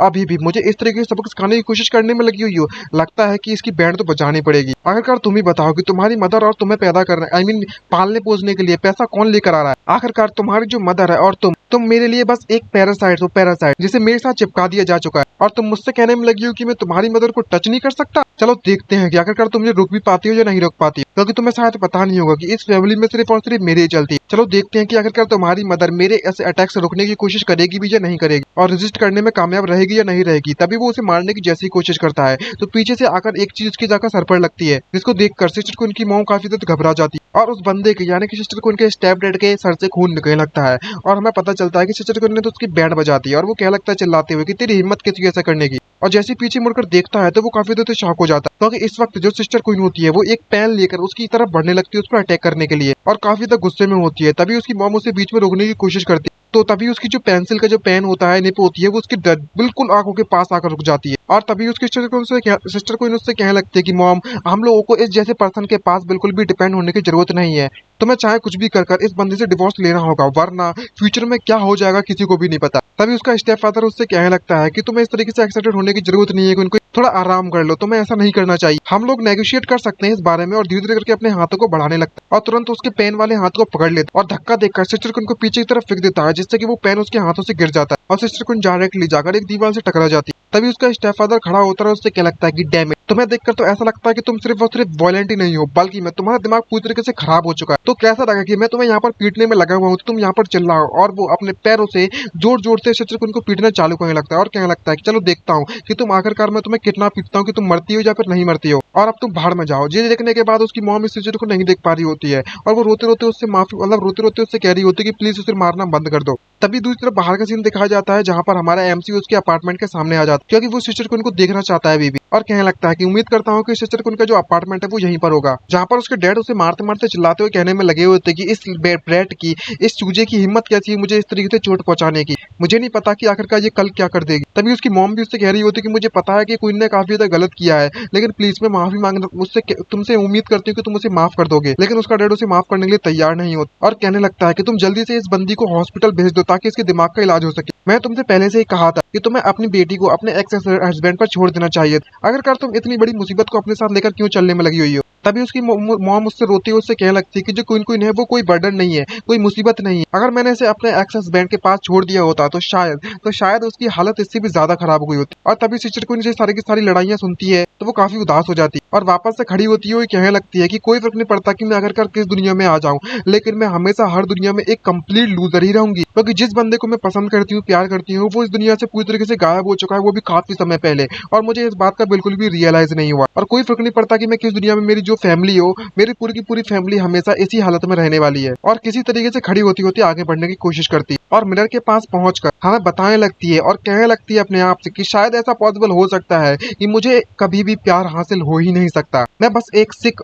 लव माइंडेड पर्सन जिसकी जिंदगी में खुशी लिखी ही नहीं है। और तभी वे विंडो की तरफ जाने लगती है ताकि उस पर्दे को ठीक कर सके। और इस वक्त सिस्टर को रोने लगती है और रोते रोते कहने लगती है कि बस बहुत हो गया, अब मुझे जिंदा रहना नहीं है इस वर्ल्ड में, और खिड़की से कूदने की कोशिश करने लगती है और कहने लगती है कि अगर मैं यहाँ से मर जाती हूँ तो शायद मैं पूरी तरीके से कम्प्लीटली डिसअपेयर हो जाऊंगी। लेकिन वो जैसे ही खिड़की से कूदने की कोशिश करती है तो खिड़की जैसी खोलती है तो हमें पता चलता है कि उसकी खिड़की के सामने हमारा एमसी मौजूद होता है और उससे क्या लगता है कि गुड आफ्टरनून सिस्टर क्वीन, जिसको देखकर सिस्टर क्वीन की काफी ज्यादा सरप्राइज हो जाती है और वो चिल्लाते हुए जांगा उससे कहने लगती है कि आखिरकार तुम ये सब क्या करने में लगी हुई हो, तुम्हें पता है ना कि ये 6th फ्लोर है और आखिरकार तुम यहाँ पर आए तो आए कैसे। तभी एमसी उससे कहने लगता है कि इस तरीके के जो क्वेश्चन है वो बिल्कुल भी इंपॉर्टेंट नहीं है, उस वक्त रस्सी से लटका हुआ है हमारा एमसी। और जब हमारा एमसी इसके चेहरे पर तो चोट देखता है तो कहने लगता है कि ये सारी की सारी सिचुएशन जो भी तुम्हारे साथ हुई है क्या वो तुम्हारे स्टेप फादर ने किया तुम्हारे साथ, और जब मैं तुम्हारे मेन एंट्रेंस पर आया था तो मुझे यहाँ पर लड़ाई की आवाजें सुनाई देने में लगी थी। ये बात सिस्टर सुनने के बाद सिस्टर उसे मना करते हुए उससे कहने लगती है कि इससे तुम्हारा कुछ भी लेना नहीं है, अगर तुम वाकई में वो जांग हाओ नहीं हो जिसको मैं प्यार करती हूँ, जिसे मैं पसंद करती हूँ, तो यहाँ पर तुम्हारा इस मैटर से कुछ भी लेना नहीं है। हम एक दूसरे के काम में दखल नहीं डाल सकते। तभी हमारा एमसी जंगा उससे कहने लगता है कि नहीं, ऐसा नहीं है, तुम्हारे लिए शायद ये ऐसा नहीं हो सकता, लेकिन मैं जो भी करता हूँ मैं सही करता हूँ, क्योंकि जो रियल मैन होते हैं वो हमेशा से इसी तरीके से होते हैं। और तभी कुछ देर के बाद का सीन दिखाया जाता है जहाँ पर सिस्टर क्वीन उसके दरवाजे को खोलती तो उसका डैड वहाँ पर सिगरेट पीने में लगा हुआ है और सिस्टर क्वीन को बाहर आते हुए देखकर काफी ज्यादा सरप्राइज हो जाता है और चिल्लाते हुए उसकी मॉम से कहने लगता है कि जरा अपनी डॉटर को देखो, ये तो वाकई में बहुत ज्यादा केपेबल है, इसमें इतनी ज्यादा हिम्मत आ गई है कि इसने अपने डोर को लॉक कर लिया था, खुद डोर को खोलकर बाहर आ गई। लगता है कि मैंने जो सबक सिखाया था वो इसके लिए काफी नहीं था और इसके लिए जो कन्फाइनमेंट इसे बंद करने के लिए कमरे की जो पनिशमेंट दी थी वो भी यूजलेस निकली। ये बात सुनने के बाद उसकी मॉम चिल्लाते हुए उससे कहने लगती है कि क्वीन क्वीन अगर तुम ये सब क्या करने में लगी हुई हो, तुम जल्दी से निकल लो अपने कमरे में फटाफट। तभी उसका डैड उसके सिगरेट को बुझाते उससे कहने लगता है कि तुम्हारे जैसे डिसऑबिडेंट चिल्ड्रन को तो अच्छी तरीके से सबक सिखाना चाहिए, और तुम लिटिल बास्टर्ड, तेरी इतनी ज्यादा हिम्मत कैसी हुई अभी भी इस डोर को ओपन करने की, तुम तो वाकई में बहुत ज्यादा बहादुर बनती जा रही हो समय के साथ साथ। और वो अपना बेल्ट निकालकर सिस्टर को उनको पीटना चालू करता है। तभी अचानक अगले ही पल में दिखाया जाता है कि हमारा एमसी आकर उसके बेल्ट को रोक लेता है ताकि वो सिस्टर को उनसे मार खाने से बचा सके सिस्टर को, और उससे कहने लगता है कि तुम्हारा जो आर्म है वो वाकई में बहुत ज्यादा अच्छा है। उसका डैड इसे देखकर काफी ज्यादा शॉक हो जाता है। यहाँ पर हमारा एमसी उससे कहने लगता है कि ये मेरा पहली बार हो रहा है, जब मैं आपसे मिल रहा हूँ और आपके परेशान करने के लिए मैं माफी चाहूंगा। तभी उसका डैड काफी शॉक होता है उसको देखकर, उससे कहने लगता है कि तुम तो वही इंजर्ड बच्चे हो ना, और आखिरकार तुम हमारे घर पर क्या करने में लगी हुई हो और तुम्हें हमसे क्या चाहिए। तभी एमसी कहने लगता है कि मैं क्वीन का फ्रेंड, और मैंने सुना कि वो यहाँ पर कुछ समय के लिए छोड़ने वाली है स्कूल को, तो मैं यहाँ पर उससे मिलने के लिए आ गया हूँ। लेकिन मैंने इस बात की उम्मीद भी नहीं की थी कि तुम्हारे इस घर में इतनी ज्यादा चिल्ला चोट की आवाज आने में लगी होगी। यहाँ पर उसका जो फादर है वो अपनी डॉटर से कितना ज्यादा प्यार करता है और इस तरीके से वो उसे चिढ़ाने की कोशिश करता है तो उसको डैड को भी काफी ज्यादा गुस्सा आ जाती है और मन में सोचते हुए कहने लगता है कि ये जो बच्चा है जो जो हमारा जांग हाओ है वो इतना ज्यादा बड़ा भी नहीं हुआ, लेकिन इसकी जो पावर लेवल है वो काफी ज्यादा है। यहाँ पर वो उस बेल्ट को छोड़कर उसे माफी मांगते हुए उससे कहने लगता है कि अच्छा तो तुम्हारा नाम जांग हाओ है, मुझे लगता है कि तुम यहाँ पर कंपनसेशन के लिए आए होगे, तो तुम मुझे बता सकते हो किसी भी कंडीशन के बारे में। तभी हमारा एमसी से कहने लगता है कि अंकल बस मेरी आपसे एक ही रिक्वेस्ट है कि आप जाओ कुनकुन को और उसकी मदर को अकेला छोड़ दो तो यही बेटर रहेगा, वरना आपने जो भी वायलेंट बिहेवियर दिखाने में लगे हुए हो इन दोनों के खिलाफ मैं पुलिस में आपकी रिपोर्ट कर दूंगा कि आप एक अच्छे फादर बनने के लायक बिल्कुल भी नहीं हो। ये बात सुनने के बाद उसका फादर हंसने लगता है और हंसते हंसते उससे कहने लगता है कि तुम वाकई में मैसेंजर बनना चाहते हो जस्टिस का? क्या तुम्हारा दिमाग खराब हो चुका है? हे लिटिल ब्रैक, मैं तुमसे ये पूछना चाहता हूँ कि आखिरकार तुम्हारी किस आंख ने ये डोमेस्टिक वायलेंस देखा था हमारे घर में? और तो और सिर्फ इतना ही नहीं, अगर मैं इन्हें रियली में हेट भी करता हूँ, अगर तुम एक बच्चे होने के नाते किसी को कुछ बताते भी हो, तुम्हें लगता है कि कोई उन्हें तेरी बातों पर विश्वास भी करेगा? कहाँ है वो एविडेंस? और जहाँ पर चलो मान भी लिया कि अगर तुम्हारी बातों पर विश्वास भी कर लेते हैं, तो तुम्हें ये बात पता नहीं होगी कि आखिरकार यहाँ पर मेरे कितने ज्यादा फ्रेंड्स मौजूद है मुझे यहाँ पर आजाद कराने के लिए। और तुम इस बारे में कभी सपना देखना भी मत बच्चे, शायद तुम्हें इस बारे में पता नहीं होगा कि आखिरकार जो इकोनॉमिक स्टेटस है हमारा वो कितना है। अगर तुम्हारा इकोनॉमिक स्टेटस ज्यादा है तो तुम किसी भी तरीके से किसी भी चीज को कंट्रोल कर सकते हो और तुम जाकर उसकी मदर से भी पूछ सकते हो क्या इसकी मदर ने भी इस मेरे उन अपना कंप्लीट नहीं किया था मेरे से शादी करने के लिए, ताकि वो मेरे साथ रह सके एक लग्जरियस लाइफ को? क्या वो मुझसे किसी भी चीज की मना कर सकती है? अगर वो मेरे लिए नहीं होता तो शायद ये इस वक्त यहाँ पर नहीं होता, बिना किसी चिंता के खाने और कपड़े की यहाँ पर रह रही होती। ये बात सुनने के बाद एमसी उससे कहने लगता है कि मुझे माफ कर देना। ये देखकर वो काफी ज्यादा शॉक हो जाता है। यहाँ पर पता चलता है हमारे एमसी ने पूरी की पूरी सभी बातों को इसको रिकॉर्ड कर लिया है और उससे कहने लगता है मुझे माफ कर देना अंकल जी, लेकिन आपकी सारी की सारी बातें रिकॉर्ड हो चुकी है। मैं आपको सिर्फ और सिर्फ पुलिस में ही नहीं भेजना चाहता, बल्कि मैं आपके जो लीडर हैं उनकी यूनिट को भी ये पूरी की पूरी वीडियो रिकॉर्डिंग भेजना चाहूंगा। और सिर्फ इतना ही नहीं, बल्कि मैं सिस्टर को उनकी बॉडी पर जो चोट के निशान पड़े हुए, मुझे इस बात का बिल्कुल ही भरोसा नहीं होता कि पुलिस आपको इसके बाद भी नहीं पकड़ेगी। ये बात सुनने के बाद ये अंकल जी काफी ज्यादा शॉक हो जाते हैं और उससे कहने लगता है कि ये तो बच्चों का फोन है ना। तभी जांगा को तक कहने लगता है कि मुझे नहीं पता कि अगर तुमने शायद इसे मूवीज में देखा है या नहीं देखा, लेकिन मैं ये चीज तुम्हें दिखाना चाहूंगा। लेकिन तभी हमारा जांगा उसके मेन पॉइंट पर एक जोरदार किक मार देता है जिससे कि उसकी बॉल्स वहीं पर फूट जाती है और यहाँ पर अंकल जी का स्वाहा हो गया और अंकल जी जोर जोर से चिल्लाना चालू कर देते हैं। और तभी हमें बाहर का सीन दिखाया जाता है जहाँ पर हमारा एमसी और जो सिस्टर क्वीन है वो बाहर आ जाते हैं। जहाँ पर एमसी उससे कहने लगता है कि हमारी किस्मत तो वाकई में अच्छी हुई कि हम लोग वहाँ से काफी तेजी से भागने में कामयाब रहे, लगता है कि वो अब हमारा पीछा नहीं करेगा। तभी सिस्टर क्वीन हमारे एमसी से पूछने लगती है कि मुझे एक बात समझ में नहीं आ रही, क्या ये वाकई में एक अनदर वर्ल्ड लाइन है या फिर मेरा एक सपना? जो भी तुमने मेरे लिए किया था वो मेरे लिए आज तक किसी ने भी नहीं किया। मैं अभी भी इस बात को एक्सेप्ट करने में नाकामयाब। एक अजनबी, एक स्ट्रेंजर मेरी मदद करने में लगा हुआ है, वो भी एक हवा मेरी जांग हाव की जगह। अब तुम ही बताओ कि मैं इस बात को कैसे एक्सेप्ट कर लूं। तभी हमारा एम सिस्टर क्वीन से कहने में लगा हुआ था कि तो भले ही तुम्हारी जो दुनिया है वो पूरी तरीके से झूठी है, लेकिन जो तुम्हें चोट पहुंची हुई है वो सच है। और इसी रीजन के लिए मैं अब तुम्हें तुम्हारे स्टेप फादर के साथ नहीं रहने दे सकता, क्योंकि वो जगह बिल्कुल भी सुरक्षित नहीं है। और तुम्हें एक बात मैं बता देना चाहता हूँ कि मैं तुम्हें पसंद करता हूँ। यहाँ पर कोई भी ऐसा रीजन नहीं है पसंद करने के लिए तुम्हें। मैं भी तुमसे कुछ पूछना चाहता हूँ, जब तुमने अपने आप को पूरी तरीके से इम्प्रूव करने की कोशिश की थी जांग हाव के लिए, क्या तुमने रीजन के बारे में सोचा था उस वक्त? ये बात सुनने के बाद सिस्टर क्वीन और भी ज्यादा शॉक हो जाती है और शर्माते हुए उसका धन्यवाद करते हुए उससे कहने लगती है कि लेकिन अगर मैं इस तरीके से अपने हाव हाव को धोखा नहीं दे सकती और अगर मैंने तुम्हें पसंद करना चालू कर दिया और उस जांग हाव हाव को भूल गई, तो ये 10 साल तक मैं उसका पीछा करते रही थी, तो मेरा जो भरोसा है वो पूरी तरीके से टूट जाएगा और मेरे 10 सालों की जो मेहनत है वो बर्बाद चली जाएगी। अब जबकि हाव हाव यहाँ पर नहीं है तो मेरी जिंदगी का कोई भी मतलब नहीं बनता। तो तुम मुझे प्लीज माफ कर देना। मैं उम्मीद करता हूँ कि तुम मुझे भूल जाओगे। जब वो वहां से जाने की कोशिश करती है तो हमारा एमसी उसका हाथ पकड़ता है और उसे पकड़ने के बाद डायरेक्टली उससे कह पड़ता है कि मैं चाहता हूँ कि तुम आज से और अभी से अपने लिए जियो। ये सुनकर सिस्टर को काफी ज्यादा शॉक हो जाती है। जहाँ पर तभी पीछे से कोई आता है और उससे कोई कहने लगता है कि तुम किसी के लिए भी कोई भी परेशानी वाली बात नहीं हो और तुम्हें अपने आप पर इस तरीके से ब्लेम लेने की बिल्कुल भी जरूरत नहीं। और जैसे ही हमारी सिस्टर को इसकी ये बातें सुनती है तो वो काफी ज्यादा शॉक हो जाती है और कई सारी मेमोरीज वहां से निकल पड़ती है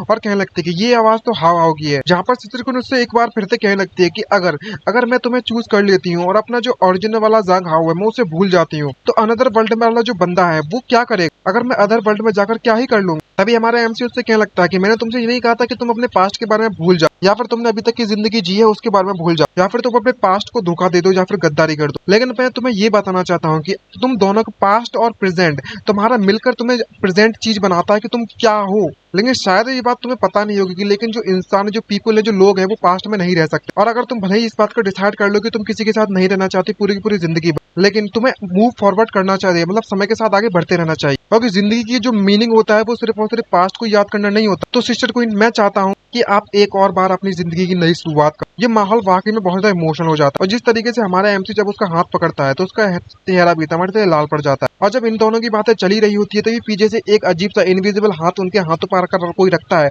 और उससे कहने लगता है कि जो भी ये बंदा कहने में लगा हुआ है बिल्कुल सही है सिस्टर क्वीन। और जैसे ही सिस्टर क्वीन उसकी आवाज सुनती है तो वो काफी ज्यादा शॉक हो जाती है और दोनों के दोनों उसकी तरफ देखने लगते हैं। और फाइनली हमें पता चलता है कि ये बंदा कोई और नहीं बल्कि मैं ओरिजिनल वाला जांग हाव। और कहने लगता है कि मैं यहाँ पर कैसे आ चुका हूँ। वो भी बंदा काफी ज्यादा सरप्राइज हो जाए और सिस्टर क्वीन रोते रोते उसे देखकर उससे कहने लगती है कि हाव हाव, क्या तुम वही हो? यहाँ पर वो भी काफी ज्यादा इमोशनल हो जाता है और उससे कहने लगता है कि जी हाँ सिस्टर क्वीन, ये मैं ही हूँ। तो मैं सच सच बताऊं तो मैं हमेशा से लेकर आपको देखते हुए आने में लगा हुआ था, क्योंकि ये जो फीलिंग है वो वाकई में बहुत ज्यादा वंडरफुल है। ओरिजिनली में देखा जाए, मैं एक ऑब्जर्वर के तौर पर तुम्हें देखते हुए आ रहा था इतने समय से, लेकिन जब मैंने तुम्हें इतना ज्यादा उदास देखा अपनी सिस्टर क्वीन को, तो मुझसे रुका नहीं गया और मैंने हर तरीके से कोशिश करने लगा कि आखिरकार मैं किस तरीके से तुम्हें शांत करा सकूं। और मुझे समझ नहीं आ रहा था कि ये सब क्या चलने में लगा हुआ है, इसलिए मैं बाहर आ गया। तो सिस्टर क्वीन, मैं तुमसे ये कहना चाहता हूँ कि तुम्हें अपने लिए जिंदगी जीनी चाहिए। तुमने मेरे लिए बहुत ज्यादा कर दिया है, मुझे सब कुछ पता है इस बारे में, और मैं हमेशा से तुमसे माफी मांगना चाहता था जो भी मैंने तुम्हारे साथ पास्ट में किया था। तुम मुझे पास्ट में हमेशा से प्रोटेक्ट करती रही, जहाँ पर किस तरीके से पास्ट के बारे में बताया जाता है, जहाँ पर जब कुछ स्टूडेंट्स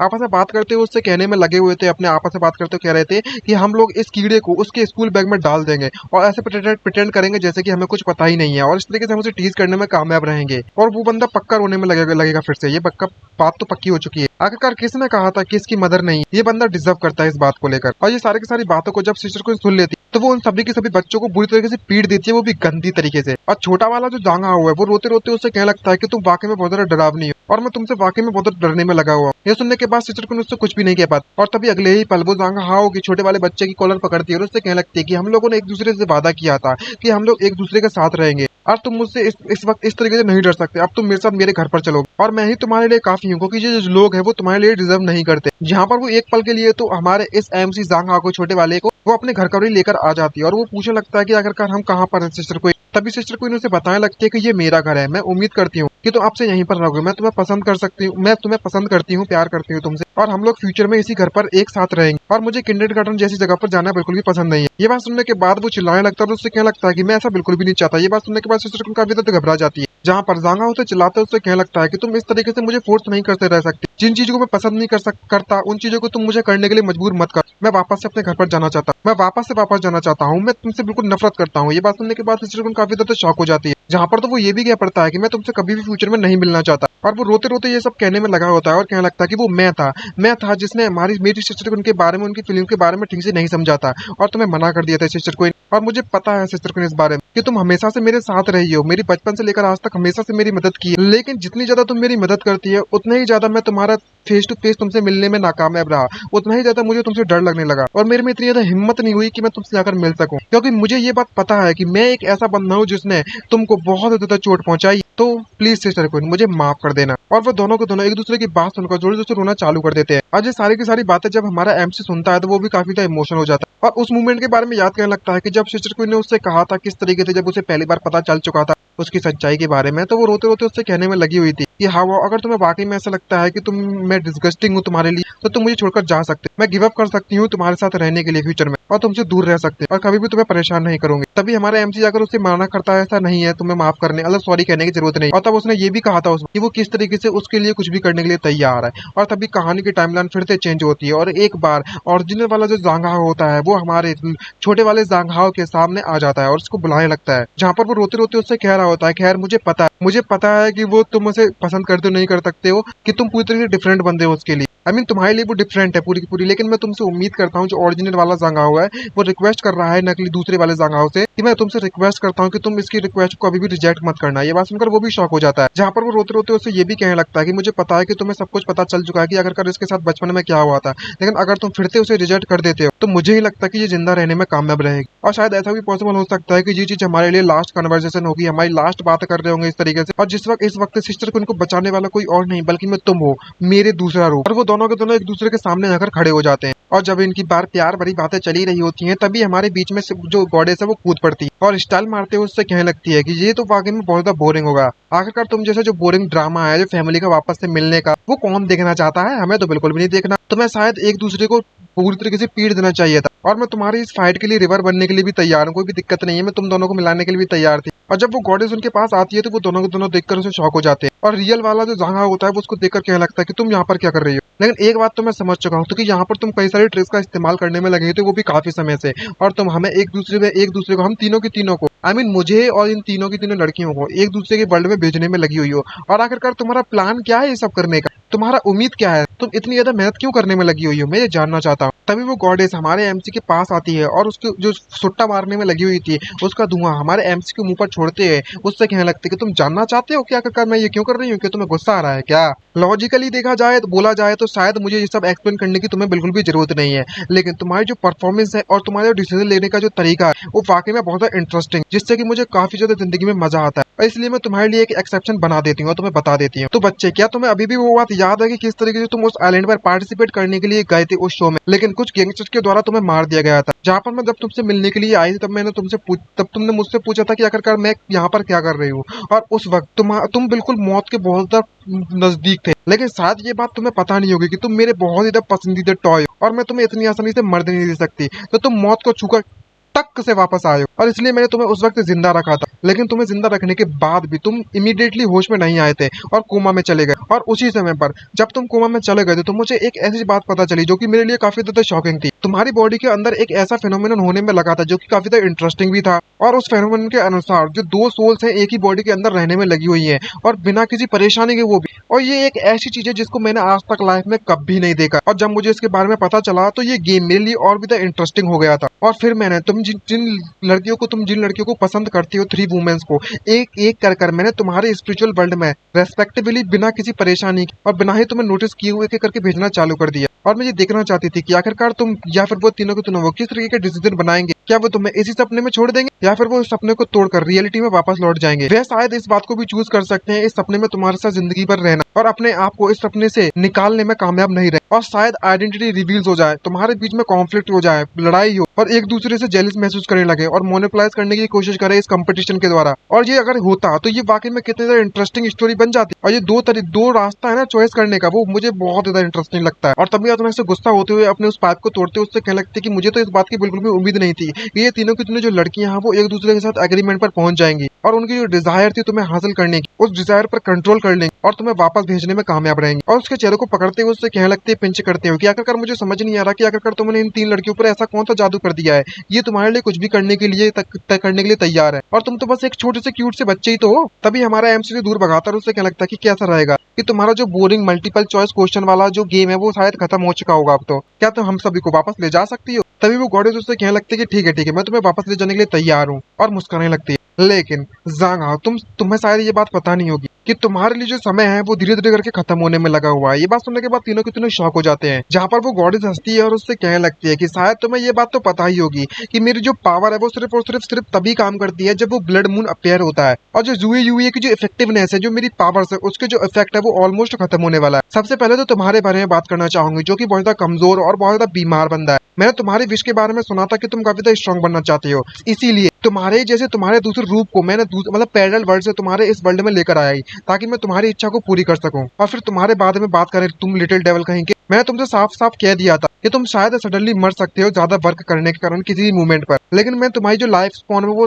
फोर्सफुली एक्सटेंड कर दी, तुम्हारी लाइफ स्पॉन को बढ़ा दिया और आपकी एक बॉडी के अंदर अंदर दो सोल्स रहने में लगी हुई है और पूरी तरीके से इंटरवेंट हो चुकी है। लेकिन शायद तुम्हारे जो कुछ समय से तुम्हारा जो सर है वो बहुत ज्यादा दुखने में लगा हुआ है, कई सारी हेलुसिनेशन आने में लगी होंगी और तुम्हारी जो फ्रेगमेंटेड मेमोरीज हैं वो आने में लगी होंगी। ये सुनने के बाद हमारे एमसी के पसीने छूट जाते हैं और उससे कहने लगता है कि तुम्हारे कहने का मतलब है तो आखिरकार हमारे साथ क्या होने वाला है। तभी वो गॉडेस पागल सा चेहरा बनाती है और उससे कहने लगती है कि मेरे पास्ट एक्सपीरियंस के अनुसार अगर ऐसी सिचुएशन चलती रही तो तुम समय के साथ पूरी तरीके से पागल बन जाओगे, जब तक तुम्हारी दोनों की जो सोल्स है वो एक साथ नहीं मिल जाती और पूरी तरीके से सेपरेट नहीं हो जाती यहाँ से। ये बात सुनने के बाद एमसी काफी ज्यादा शॉक हो जाता है और मन में सोचते हुए कहने लगता है कि वेइनान ने भी मुझसे पहले ऐसा ही कहा था कि एक ओल्ड मैन भी इसी तरीके से उस वर्ल्ड में आया हुआ था और उस पेशेंट को जब पूरी तरीके से इन्वेस्टिगेट किया गया था तो उसने बताया था कि किस तरीके से यूएन के चीजों के बारे में। अब मुझे समझ में आ चुका है कि ये सारी की सारी सिचुएशन थी वो इस मून गॉडेस के द्वारा ही की गई है। तभी सिस्टर को पीछे से चिल्लाती है और उससे कहने लगते कि नहीं जो दोनों के दोनों जो ज़ांग हाओ है वो पूरी तरह डिसअपॉइंट हो जाए, वो ऐसा मैं तुम्हें बिल्कुल भी नहीं दे सकती, मैं बिल्कुल भी एक्सेप्ट नहीं कर सकती इस बात को। तभी ओरिजिनल वाला ज़ांग हाओ पीछे से चिल्लाता है और उससे कहने लगता है कि जी हाँ, तुम एक गॉड, अगर तुम वाकई में किसी की सोल को दूसरे वर्ल्ड में भेजती हो तो तुम्हें इसके लिए तुम्हें क्या रेस्पॉन्सिबिलिटी नहीं लेनी चाहिए? क्या तुम वाकई में उनको मार देगी और बरी कर दोगी, मतलब दफना दोगी? तुम अपनी इच्छा अनुसार किसी को भी नहीं मार सकती हो। ये बात सुनने के बाद वो गॉडेस हंसने लगती है और उससे कहने लगती है कि तुम्हें वाकई में ऐसा लगता है?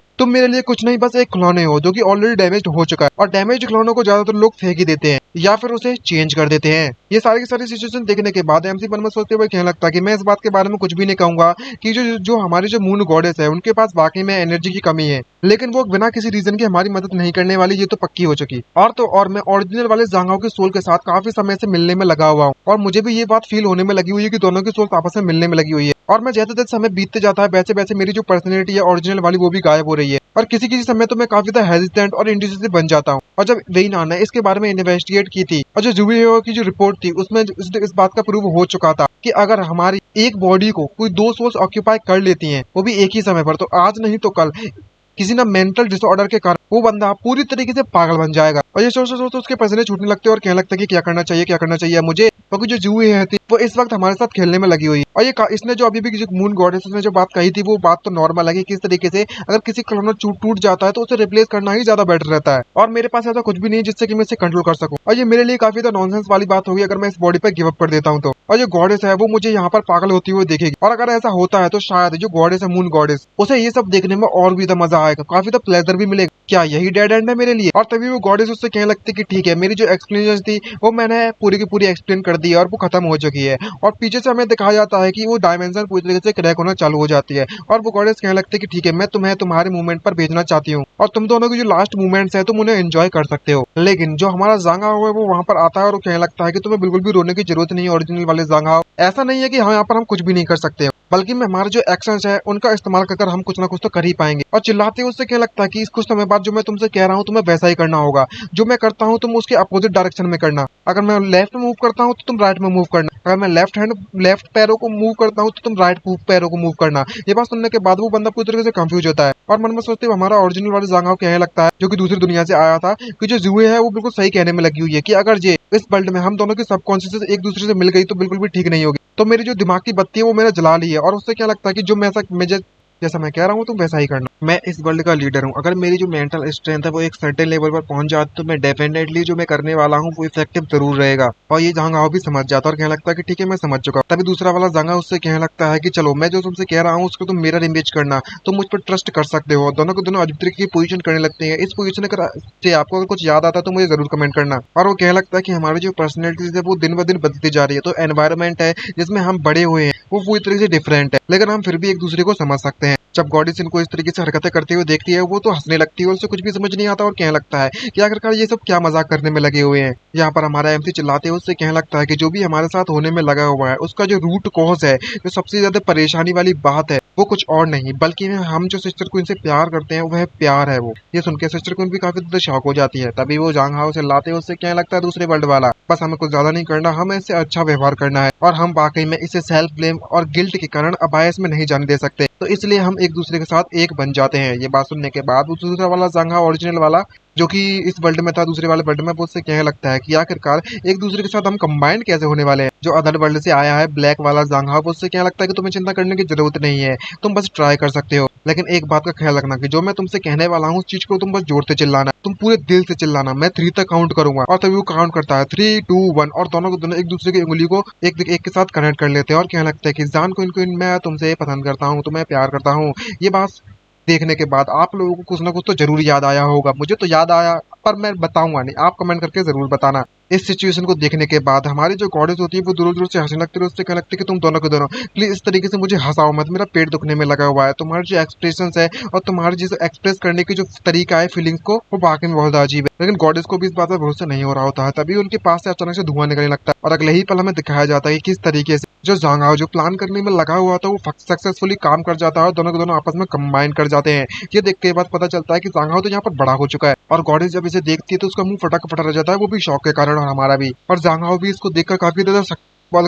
सरप्राइज हो जाता है और कहने लगता है कि ये तो वाकई में सक्सीड हो गया मेरा प्लान। और जब सिस्टर को इसे देखती है तो वो चिल्लाते हुए कहने लगती है कि ये दोनों के दोनों दो जांघाओ एक साथ में एक बन गए, यहाँ पर क्या चलने में लगा हुआ है। और सब देखते देखते वो वहीं पर बेहोश होकर गिर जाती है, और जब सिस्टर को वहां पर बेहोश होकर गिरती तो हमारा एमसी उसके आगे आता है और उसे पकड़ लेता है ताकि वो उसे गिरने से बचा सके, और कहने लगता है कि तुम्हें घबराने की बिल्कुल भी जरूरत नहीं है। और तभी सिस्टर क्वीन अपनी आंखें खोलकर उसको देखती है तो हमारा एमसी उससे कहने लगता है कि मुझे पता है कि तुम मुझसे क्या पूछना चाहती हो सिस्टर क्वीन, लेकिन आपको चिंता करने की जरूरत नहीं है, मैं वही जांघाओ हूँ जिसको आप चाहती हो, जो जांघाओ है जो कि जिसने 2 जिंदगियां जी हुई हैं और दोनों जिंदगियों की उसके पास मेमोरीज हैं। और वैसे भी आपको चिंता करने की जरूरत नहीं है, मैं हमेशा आपके पास रहूंगा और इस बारे में तो आपको डाउट करने की बिल्कुल भी जरूरत नहीं है। तभी वो गॉडेस हंसने लगती है, उससे कहने लगती है कि ज़ांग हाओ, तुम तो वाकई में बहुत ज्यादा इंटरेस्टिंग टॉय निकली, जितना मैंने सोचा था उससे भी ज्यादा। भले ही तुम्हारी जो दो वर्ल्ड लाइंस है वो काफी ज्यादा शार्प कॉन्फ्लिक्ट्स के साथ, लेकिन तुम कंप्लीटली दो डिफरेंट मैन को एक आइडेंटिटी में कंबाइन करने में कामयाब रहे। और जो पास्ट में जिन लोगों के बारे में बात करें जिन्हें मैंने टॉय की तरह इस्तेमाल किया था, वह सभी के सभी लोग एक समय के बाद पूरी तरीके से पगला गए थे, या फिर उन्होंने इस वर्ल्ड के रूल के हिसाब से सरेंडर कर दिया था और उनके जो ओरिजिनल इंटेंशंस थे वो दूसरी वर्ल्ड से आए थे, वो अपने आप को पूरी तरीके से भूल गए और इस दुनिया में पूरी तरीके से मिल गए। लेकिन बात करें तुम्हारे बारे में बच्चे, तुम्हारी बात ही अलग है। तुमने तो मुझे एक परफेक्ट कॉम्बिनेशन दिखा दिया दो सोल्स के बीच में। मैं जब तुम्हें इस दुनिया में पहली बार लेकर आई थी तब मैंने तुम्हें ये ऑर्डर दिया था कि तुम चाहे कुछ भी कर अपना रेप मत करवा लेना, लेकिन अब मेरे पास कोई भी मौका नहीं बचा हुआ है, मुझे अब तुम्हें वापस भेजना होगा तुम्हारे इस वर्ल्ड में। और जब वो इतनी नजदीक आ जाती है तो सिस्टर कुन भी काफी ज्यादा सरप्राइज हो जाती है और तभी हमारा एम्स थोड़ा सा सोचता है और डायरेक्टली इस गॉडेस को इस तरीके से बिहेवियर करते हुए देखता है, तो वो उससे कहने लगता है कि मुझे पता है कि जब मैं कुछ ज्यादा ही बोलने वाला हूँ, लेकिन मैं फिर भी तुमसे कुछ पूछना चाहता हूँ, क्या तुम्हें प्यार में कभी धोखा मिला है? ये सुनने के बाद वो गॉडेस का चेहरा टमाटर लाल पड़ जाता है और वो काफी ज्यादा शॉक हो जाती है और उससे कहने लगती है कि यू ग्रेट, आखिरकार तुम ये सब क्या करने में लगे हो, मुझसे बकवास मत करो फालतू की। तभी ज़ांग हाओ उसको बताता है, उससे कहने लगता है कि जहाँ पर तुम्हारी सेटिंग के हिसाब से तुम हमेशा उसी बंदे को हर साइकिल में उसका एक खिलौना चुनती और जो भी लोग इस दुनिया में आते हैं वो सभी के सभी कोई और नहीं बल्कि में मैन होते हैं और तुम उन सभी के सभी मैन को टीज करती है। तो और तुम इस तरीके से पैरानॉइड रिवेंज करने में लगी हुई, बदला लेने में लगी हुई सभी के सभी मैन से। तो मैं इस बात का अंदाजा लगा सकता हूँ, बस अंदाजा लगा रहा हूँ कि ऐसा पॉसिबल हो सकता है कि तुम्हारी फीलिंग्स को किसी के द्वारा खेला गया है और जब तुम्हें किसी ने धोखा दे दिया है तुम्हारे प्यार में, तुम्हें इसी तरीके से उन एरोगेंट, स्ट्रेंट और स्कम्बंग मैन से बहुत ज्यादा नफरत होने में लगी हुई है और तुम उनसे बहुत ज्यादा नफरत करती हो। ये बात सुनने के बाद उसकी जब पोल खोलने लगते हैं ना गॉडेस की, तो पूरी तरीके से वो लाल पड़ जाती है और शर्माने के बाद उसके पसीने पसीने छूट जाते घबराहट के कारण और वो हमारे एमसी ज़ांगा को शांत कराने की कोशिश करते हैं। उससे कहने लगते हैं कि तुम अपना मुंह बंद रखो और फालतू की बकवास करना बंद करो। अगर तुमने फालतू में इस तरीके से गैस करना फिर से चालू रखा तो तुम सोच लेना मैं तुम्हारे साथ क्या करूंगी। तभी एमसी उससे कहने लगता है कि मैंने सब कुछ सच बोल दिया है और तुम्हारा जो मेन स्पॉट था उस पर हिट कर दिया है। और तभी वो दोनों की तरफ वहां से गायब होना चालू करने लगते हैं और वो जाते जाते हमारा एमसी उससे कहने लगता है कि मुझे इस बात पर पूरा भरोसा है कि इस वर्ल्ड में एक मैन जरूर होगा जो कि मेरे जैसा होगा, जो कि तुम्हें तुम्हारा जो हक है ना प्यार पर वो तुम्हें जरूर मिलेगा। और गॉडेस ये बात सुनने के बाद पूरी आग में बोला हो जाती है और कहने लगती है कि तुम तो वाकई में बहुत एरोगेंट और डिस्गस्टिंग ब्रेड और इस साइकिल में इस बार तो मैं तुम्हें छोड़ देती हूँ, लेकिन अगली बार जब मैं तुमसे मिलने के लिए आऊंगी तब मैं तुम्हें अच्छी तरीके से सबक सिखाऊंगी। और एमसी वहां से गायब होते हुए कहने लगता है कि अच्छा ऐसी बात है तो मैं तुम्हारा इंतजार करूंगा, मुझे इस बात पर पूरा भरोसा है कि तुम इतने समय बाद जब मुझसे मिलने के लिए आओगी तो तुम्हारे लिए यहाँ पर रहना वाकई में बहुत अकेला पड़ जाएगा और तुम काफी ज्यादा अकेला महसूस भी करोगी इतने समय तक। तो मैं तुम्हारे साथ नेक्स्ट टाइम खेलूंगा, तुम्हें चिंता करने की जरूरत नहीं। और सिर्फ इतना ही नहीं बल्कि मैं तुम्हारा बहुत बहुत धन्यवाद जो कि तुम मुझे इस दुनिया में लेकर आए। और ये कहते कहते वो पूरी तरीके से गायब हो जाता है तो वो गॉडेस काफी ज्यादा सीरियस हो जाती है और काफी ज्यादा चेहरा टमाटर लाल पड़ा हुआ था उसका। यहाँ पर हमारा एमसी की आखिरी वर्ड ये होते हैं कि तुमने मुझे इस तरीके से अलाउ किया इस वर्ल्ड में लाने के लिए और एक्सपीरियंस करवाया इतनी वंडरफुल लाइफ को और इन तीनों की तीन लड़कियों से मुझे मिलने दिया, तुम्हारा बहुत बहुत धन्यवाद। तभी एक किसी की आंखें खुलती हुई दिखाई जाता है, यहाँ पर वो एक छस्सी लिंग को देखता है और पता चलता है कि जो ज़ांग हाओ है उसको पूरी तरीके से पर्सनैलिटी बदल चुकी है, उसके बाल भी व्हाइट थे वो वापस से ब्लैक हो चुके हैं। उसकी आंखें जैसी खुलती है तो सभी के सभी चिल्ला पड़ते हैं और कहने लगते हैं कि ज़ांग हाओ, क्लासमेट ज़ांग हाओ वापस से होश में आ चुका है। और वो कोई और नहीं बल्कि में वेइनान और यूए होती है। यूए वहाँ पर रोना चालू कर देती है और कहने लगते हैं कि ज़ांग हाओ तुम्हें होश आ गया। यहाँ पर वेइनान सोचने में लगी हुई थी कि आखिरकार इन दोनों में से किसको होश आया है। फाइनली जो ज़ांग कुन है क्या उसने वाकई में पता लगा लिया है, ये तो वाकई में ग्रेट बात है। तभी यूए उससे पूछने लगती है क्लासमेट ज़ांग हाओ, इससे पहले तुम्हारे जो बाल थे वो सफेद हुआ करते थे लेकिन अचानक से वो ब्लैक में तब्दील हो गए, यहाँ तक कि तुम्हारा जो इलेक्ट्रो डायग्राम है वो सडनली पूरी तरीके से फ्लैट बन गया, ऐसा लग रहा है कि तुम मर चुके थे। तो मुझे इस बात का डर था कि तुम्हें कुछ हो ना गया हो और मैं बाकी में बहुत ज्यादा चिंता कर रही थी। तभी वेइनानी भी उसके पास आते हुए उससे कहने लगती है कि जो ब्लड मून है उसने तुम्हारे साथ कुछ भी किया तो नहीं ना, ये तो वाकई में बहुत अजीब बात, क्या तुम्हारी बॉडी के साथ कुछ उल्टा सीधा है। तभी ज़ांग हाओ उससे कहने लगता है कोई चिंता वाली बात नहीं है, सब कुछ ठीक है, मैं बिल्कुल वापस आ चुका हूँ, बिल्कुल सुरक्षित। ये बात सुनने के बाद वेइनान उससे पूछने लगती है कि तुम सिर्फ और सिर्फ वापस आए हो, लेकिन उस ब्लड मून गॉड के बारे में क्या, अगर तुम वापस नहीं आ सकते तो मैं पक्का उससे बदला लेती उस ब्लड मून से। और तभी यूहिया भी उससे यही कहने लगती कि मैं भी उससे बदला लेती, तुम्हें चिंता करने की जरूरत नहीं है, चाहे वो कोई भगवान हो या फिर चाहे वो डेविल हो या शैतान, मैं कभी भी गिव अप नहीं करने वाली। ये बात सुनने के बाद एमसी भी उससे काफी खुश होते हुए उससे कहने लगता है कि तुम्हें घबराने की बात नहीं है, वो काफी समय तक आने नहीं वाली, क्योंकि जो भी चीज उसने मुझे एक्सप्लेन की थी उसके अनुसार उसे यहाँ पर आने में काफी ज्यादा समय लगता है और वो सिर्फ तभी आती है जब फिजिकल फेनोमेना होता है उस ब्लड मून का और उसी समय पर उसे परमिशन मिलती है इस ह्यूमन वर्ल्ड में अपनी एक्टिविटीज करने का। और मेरी कैलकुलेशन के हिसाब से अगली बार वो जब भी आएगी उसे आने में कम से कम 7 साल तो लगेंगे और मुझे यहाँ पर आए हुए इतना समय गुजर चुका है और मैंने इस चीज को चेक भी कर लिया है। तभी वेइनान उससे कहने लगते कि तुम्हारा जो कॉन्सेप्ट है वो वाकई में काफी ज्यादा अच्छा है कि किस तरीके से जो ब्लड मून के वर्शिप करने वाले कई सारे जो लोग हैं ना, वो इस बात पर पूरा भरोसा करते हैं कि जो ब्लड मून है वो वाकई में फेट और फन का जो गॉड है वो है और उनका इंचार्ज है। लेकिन तुम्हें चिंता करने की जरूरत नहीं है, मैं अपना बेस्ट दूंगी तुम्हें प्रोटेक्ट करने के लिए। तभी वहां पर एंट्री होती है हमारी सिस्टर क्वीन, जो कि उसके पास आने के बाद उससे कहने लगते कि हाँ प्लीज मुझे माफ कर देना, मेरी सेल्फी डिजायर के कारण तुम ऑलमोस्ट मारे गए थे। ये सुनने के बाद हमारा एमसी कहने लगता है कि सिस्टर क्वीन यहाँ पर ऐसा कुछ भी नहीं है हम दोनों के बीच में इस तरीके से बात करने के लिए, बल्कि मैं मुझे तुम्हारा धन्यवाद कहना चाहिए। और वह सभी के सभी एक साथ वहां पर खड़े होकर आपस में बात करने लगते हैं, जहाँ पर हमारा एमसी कहता है कि मैं वापस आ चुका हूँ। तभी सिस्टर क्वीन और ज्यादा एक्साइटमेंट से भर जाते हैं और उससे कहने लगते कि हाँ अब तुमसे चिंता करने की बिल्कुल भी जरूरत नहीं है, आज से और अभी से तुम मेरे साथ रहोगे, चाहे कपल के तौर पर चाहे मैं तुम्हारी सिस्टर के तौर पर, मैं तुम्हें हमेशा प्रोटेक्ट करूंगी। तभी वेइनान भी गुस्सा करते उसकी तरफ आते हैं, उससे कहने लगता है कि फ्यूचर में जो फ्यूचर मैंने देखा है ऑब्वियसली उसमें जांग हाओ और मैं एक साथ रहने में लगे हुए हैं। तभी यूया भी बीच में आते हुए उससे कहने लगती है कि तुम हमेशा सिर्फ और सिर्फ स्टेप सिस्टर बनकर रहोगी, ना कि कोई लवर बनकर। हे जांग हाओ तुम ही बताओ अब तुम आखिरकार किसको चूज करोगे हम तीनों के तीनों बीच में से? अगर जो भी तुम चूज करोगे हम तुम्हारी सभी की सभी इच्छा को मानने के लिए तैयार, और मैं तुम्हें काफी ज्यादा ओबीडिएंट भी रहूंगी, तुम जैसा कहोगे वैसा करने के लिए भी तैयार हूँ। तभी वो दोनों के दोनों हमारे जांगा को फोर्स करते हैं और उससे कहने लगते हैं कि तुम ही चूज करो, तुम अपनी सिस्टर के ऊपर भरोसा करोगे या फिर वेइनान पर। और हमारा एमसी इन तीनों में से चूज करने में काफी ज्यादा कठिनाइयों का सामना करना पड़ रहा होता है। और तभी वो शर्माते हुए इन तीनों से कहने लगता है कि जो मैं तुमसे कहने वाला हूँ वो मुझे पता है बहुत ज्यादा बुरा होगा, बहुत ज्यादा स्कम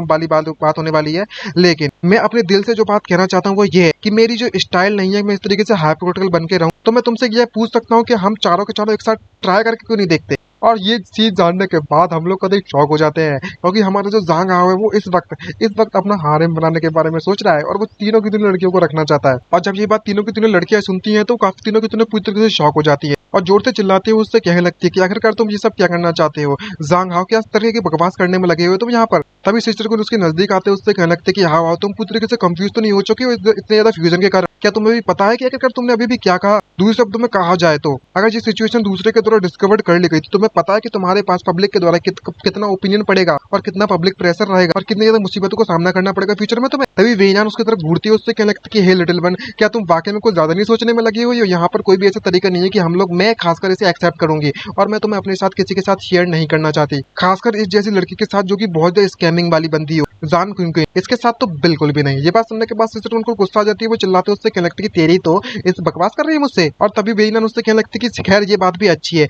मैं वाकई में बहुत ज्यादा कंपनसेट हूँ और इस बात को टॉलरेट करने के लिए भी तैयार हूँ। बस मैं इतना चाहती हूँ कि हमारे जो मेरे और जांगाओं के बीच में जो प्राइवेट स्पेस रहेगा ना, तुम उसके बीच में नहीं आओगी और तुम या फिर किसी सर्वेंट या फिर फ्रेंड के तौर पर रह सकती हो इसके साथ। ये सुनने के बाद सिस्टर को चिल्लाते उससे कहने लगती कि वेइनान बहुत होगी तुम्हारी यहाँ पर बकवास, क्या तुम्हें बाकी में ऐसा लगता है कि अमीर होना और पावरफुल होना तुम्हें एरोगेंट और बहुत ज्यादा ओवरवेलमिंग बना देता है? तो वेइनान उससे कहने लगती है कि मुझे तो यहाँ पर कोई परेशानी नहीं दिख रही है, कम से कम ऐसा करने से यहाँ पर कोई ऐसा तो नहीं है कि बहुत ज्यादा एफर्ट की जरूरत पड़ेगी। और हमारे एमसी ने इस वक्त एक ऐसा बॉम्ब फोड़ दिया है जिसको फूटने के बाद बहुत ज्यादा शोर होने में लगा हुआ है और मन में सोचते हुए घबराते हुए उससे कहने लगता है कि हे भगवान, लगता है ये दोनों के दोनों जैसे एक दूसरे को टच करते तो ऐसा लगता है जैसे कि आग लग गई इन दोनों के बीच में, इन्हें झेलना वाकई में डिफिकल्ट होने वाला है। तभी बीच में मिनी यूया कूद पड़ती है, उससे कहने लगती कि मैं तुम्हारे लिए कुछ भी करने के लिए तैयार हूँ, मुझे कोई परेशानी वाली बात नहीं है, जब तक मेरा जो क्लासमेट जांग हाओ है वो मुझे चाहता है, मुझे मेरा हिस्से का प्यार देता है और मेरे साथ रहने के लिए तैयार है, तब तक मुझे कोई फर्क नहीं पड़ता, जब तक जांग हाओ मुझे नोटिस करेगा तब तक मेरे लिए कोई भी दिक्कत वाली बात नहीं है। ये सुनने के बाद जांग हाओ हमारा कतई खुश हो जाता है, खुश। तभी मिनी यूया अपने जेब पॉकेट चेक करते उससे कहने लगते कि मेरी गाइडेंस के अनुसार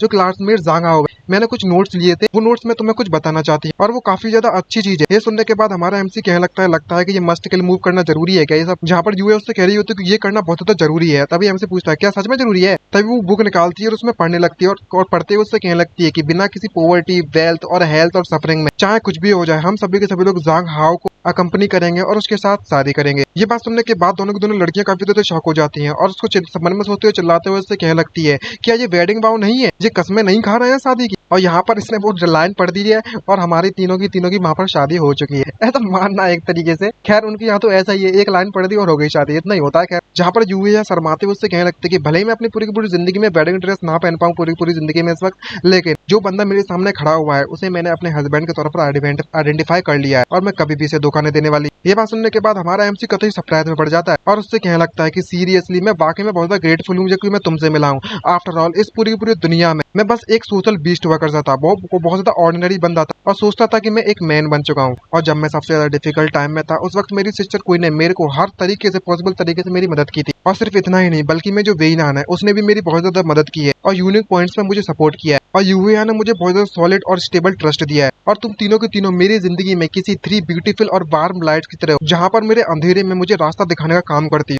मैं समझ सकता हूँ कि मेरी जो रिक्वेस्ट है वो वाकई में बहुत ज्यादा बकवास होने वाली है, लेकिन ये सोच समझ कर मैं तुमसे कहने वाला हूँ। और मैंने तुम तीनों को इसलिए चूज किया है बिना किसी दिक्कत के, और मैं ऐसा बिल्कुल भी नहीं चाहता था कि मैं तुम तीनों में से एक को चूज करूँ और तुम दोनों बाकी की दो लड़कियों को दिल को तोड़ दूं। इसलिए मैं चाहता हूँ कि हम चारों के चारों अपनी पूरी की पूरी जिंदगी एक साथ जिए, और मैं इसके लिए कुछ भी करने के लिए तैयार हूँ अपनी इस रिलेशनशिप को मेंटेन करने के लिए। लेकिन इसकी जो प्राइस होने वाली है वो ये रहने वाली है कि हम कभी भी लीगली मैरिड नहीं हो सकते पूरी की पूरी लाइफ में। और तीनों की तीनों ये बात सुनकर पूरी तरीके से सरप्राइज हो जाते हैं, और तभी वेनान मुस्कुराने लगती है और उसको पिंच करते हुए उसके गले हुए पर उससे कहने लगती है कि तुम तो वाकई में बहुत ग्रीडी हो लिटिल ब्रैड, तुम वाकई में यहाँ पर इस वर्ल्ड में रिवर्स हारिम बनाना चाहते हैं। और उसे छेड़ने लगती है, और तभी वेनान भी उसके हारिम में जुड़ने के लिए एग्री हो जाते हैं। उससे कहने लगती है कि अगर यहाँ पर तुम्हारी जगह अगर कोई और बंदा होता तो शायद मैंने अभी तक उसके टुकड़े टुकड़े कर मछलियों को खिला दी होती है। लेकिन बात करें तुम्हारे बारे में, ऐसी बात नहीं है कि हम लोग मिलजुल कर नहीं रह सकते, लेकिन मेरी ये खुद की एक कंडीशन है। पर वो हमारे एमसी के काफी नजदीक आने के बाद उससे कहने लगती है कि हमारे जहाँ पर प्राइवेट स्पेस में जब हम दोनों के दोनों एक साथ रहेंगे, मैं नहीं चाहती कि भी दोनों के दोनों उस वक्त वहां पर आए।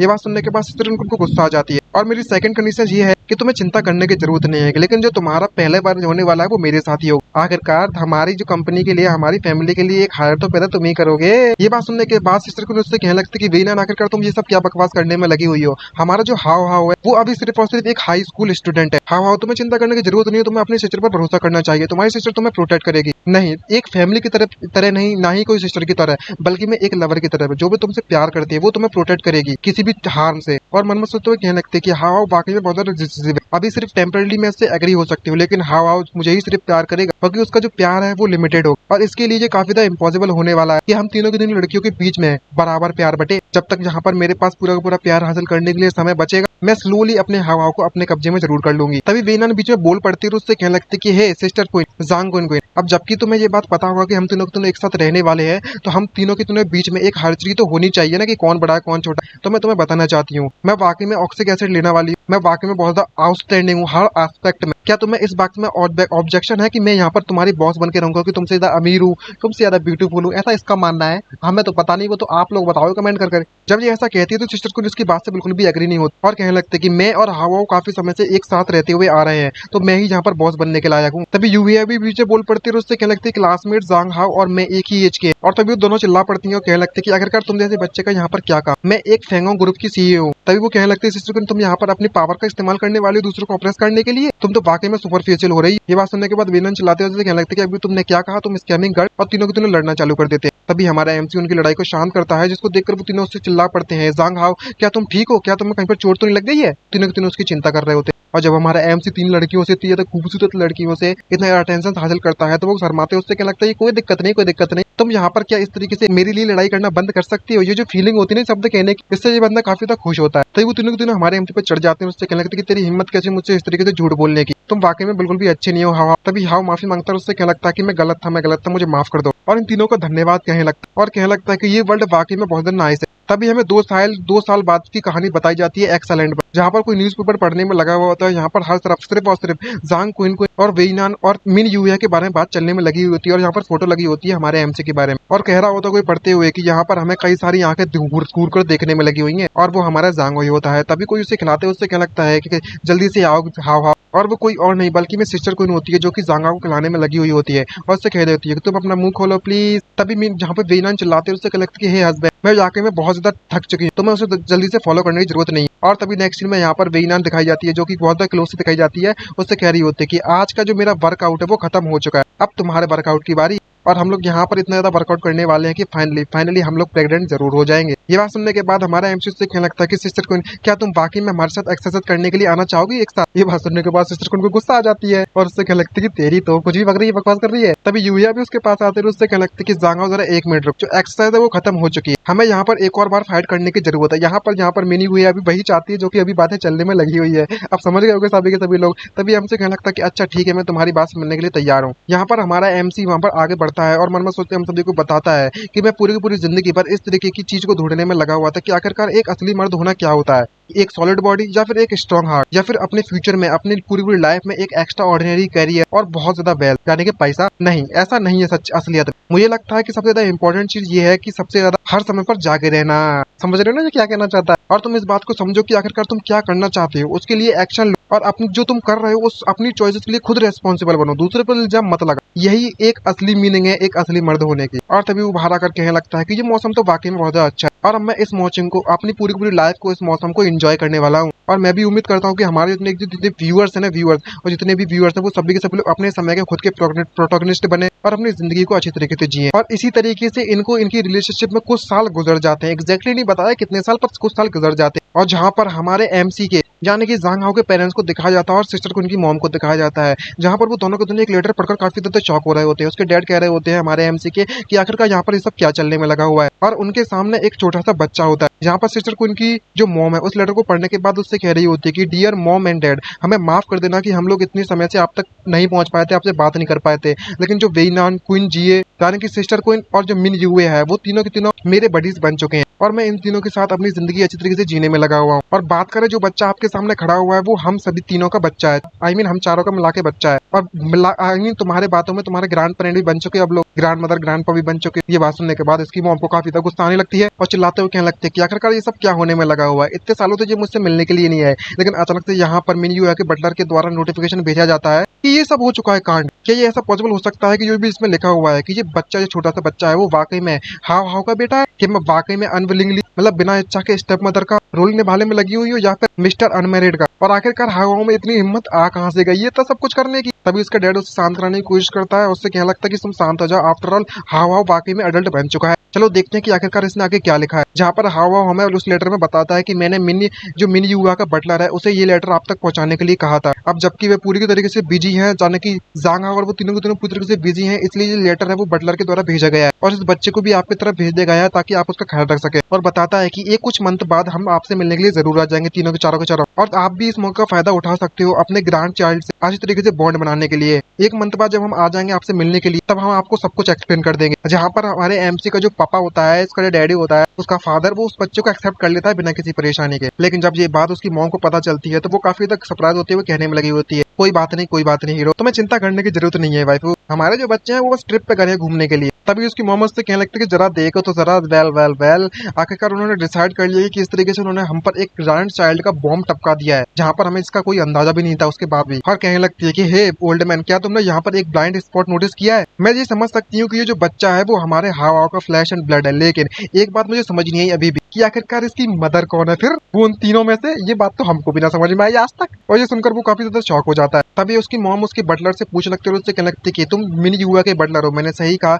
तुम तो शायद को इस बारे में पता ही होगा। तभी उसका बटलर उससे कहने लगता है कि मुझे माफ कर देना, लेकिन मुझे भी इसके द्वारा मुझे भी कुछ नहीं बताया गया है। जो मिस है उन्होंने मुझसे कहा था कि मैं इस बच्चे को सेफली यहाँ पर लेकर आ जाऊँ और आपको दे दूं। तभी वहाँ पर एक लड़की की एंट्री होती है, ये कोई और नहीं बल्कि मैं वेइनान की मॉम होती है और उससे कह रही होती है कि पूरी की पूरी जगह को सर्च करो, कहाँ पर है वह सभी लोग। और जिस तरीके से वो एंट्री करती है देखने के बाद वो दोनों के दोनों कतई शॉक हो जाते हैं और घबराते हुए चिल्लाते हुए कहने लगते हैं कि आखिरकार ये लोग कौन है। और इस वक्त ये वेइनान की मॉम यहाँ पर हेड बन चुकी है वेई फैमिली की। और वो अंदर घुसने के बाद उससे कहने लगती है कि जरा देखो तो जरा, यहाँ पर हमारी डियर मदर इन लॉ नहीं है, यहाँ पर मेरी बेटी ने वेइनान ने मुझे ये इन्फॉर्मेशन दी है, यहाँ पर मेरे को इन्फॉर्मेशन मिली है कि मेरा जो गुड ग्रैंडसन है वो कंट्री में वापस आ चुका है, इसलिए मैं उससे मिलने के लिए यहाँ पर आ चुकी हूँ। और जैसे ही वो उस बच्चे को देखती है तो वो काफी खुश होते हुए कहने लगते हैं कि ये वाकई में मेरा ग्रैंडसन है, ये कितना अडोरेबल है और कितना ज्यादा स्वीट है, इसके लुक्स को तो देख, ये बिल्कुल मेरे वेइनान की तरह गया है। जहाँ पर वो दोनों को इसके बारे में पता चलता है तो काफी तो शॉक हो जाते हैं कि ये प्रेसिडेंट वे की मदर है, ये तो वाकई में बहुत ज्यादा यंग है। और हमारे व्यूअर्स भी ऐसा ही सोचते हैं। तभी वो उस बच्चे के पास आते हैं, उससे कहने लगती है लिटिल वन, तुम फ्यूचर में काफी ज्यादा अच्छे तरीके से ग्रो होगे और हमारी जो लेजेसी है और हमारी जो कंपनी है तुम उसको संभालो, तुम बिल्कुल अपनी मॉम की तरह कॉपीकैट बिल्कुल भी मत बनना। तभी पीछे से किसी की और की एंट्री होती है और कोई कहने लगता है कि जरा देखो तो जरा, माइटी वेई फैमिली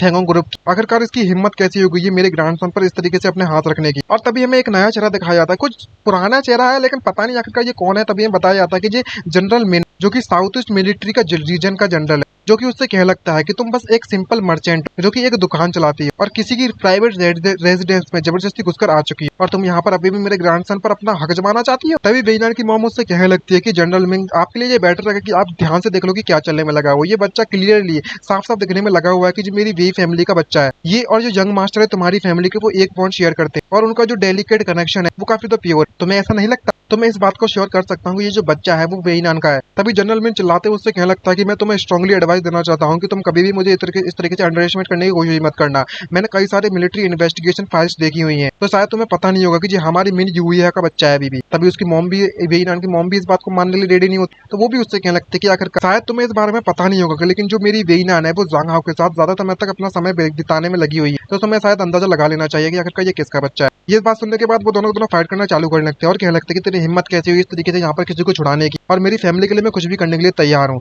यहाँ पर हमारी सिस्टर को, इनका जो मदर होती है, वो बीच में बोल पड़ते हैं, उससे कहने लगते हैं कि ये सभी के सभी पॉसिबिलिटी को देखते हुए क्या ऐसे पॉसिबल हो सकता है कि ये बच्चा सिस्टर कुन का हो, तो यानी कि जाओ कुन का हो तो। लेकिन वो दोनों को दोनों आपस में फाइट कर रहे होते हैं। यहाँ पर जनरल मिंग उससे कहने लगता है इसके एजेंडा के बारे में भाई फिर से मैं कंफ्यूज हो गया है, लेकिन आखिर क्या ये बंदा है कौन, पूरी सीरीज में इसको नहीं दिखाया गया है, लेकिन जो भी है मैं इसके बारे में कह देता। लगता है कि थोड़ा बहुत असर्टिव होना भी नेसेसरी होता है, थोड़ा बहुत जबरदस्ती करना। तभी वेई नान की मॉम भी यहाँ पर उससे कहने लगती है, उसकी तरफ गुस्सा करते हो, अच्छा ऐसी बात है तो चलो देखते हैं कि कौन जीतता है अंत तक। और तभी वो बच्चा रोना चालू कर देता है, और जैसे ही वो रोना चालू करता है तो उसके मुंह से अजीब तरीके की वेव्स निकलने लगती हैं। इसको देखकर पता चलता है कि ये बच्चा कोई नॉर्मल बच्चा नहीं है, और इसे देखने के बाद वह सभी के सभी लोग कतई शॉक हो जाते हैं और घबराहट के कारण उनके पसीने छूट जाते हैं, क्योंकि उस बच्चे की आंखें बिल्कुल लाल हो गई होती हैं, और वो एक दूसरे के साथ शांत हो जाते हैं और कहने लगते हैं कि आखिरकार हम यहाँ पर क्या करने में लगे हुए हैं, हम बुड्ढे लोग यहाँ पर आपस से फाइट करने में लगे हैं, वो भी एक बच्चे के लिए। ये बच्चा कितना ज्यादा एडोरेबल है और कितना ज्यादा अच्छा है, हमें इस बच्चे को किसी ऑब्जेक्ट की तरह नहीं लेना चाहिए। जहाँ पर हाओ का फादर उससे कहने लगता है कि वो मुझसे कहा था कि वो एक मंथ में वापस आ जाएगा, और जब वो वापस आ जाएगा तो डायरेक्टली हम फेस टू फेस उससे बात करके पता लगा सकते हैं। तो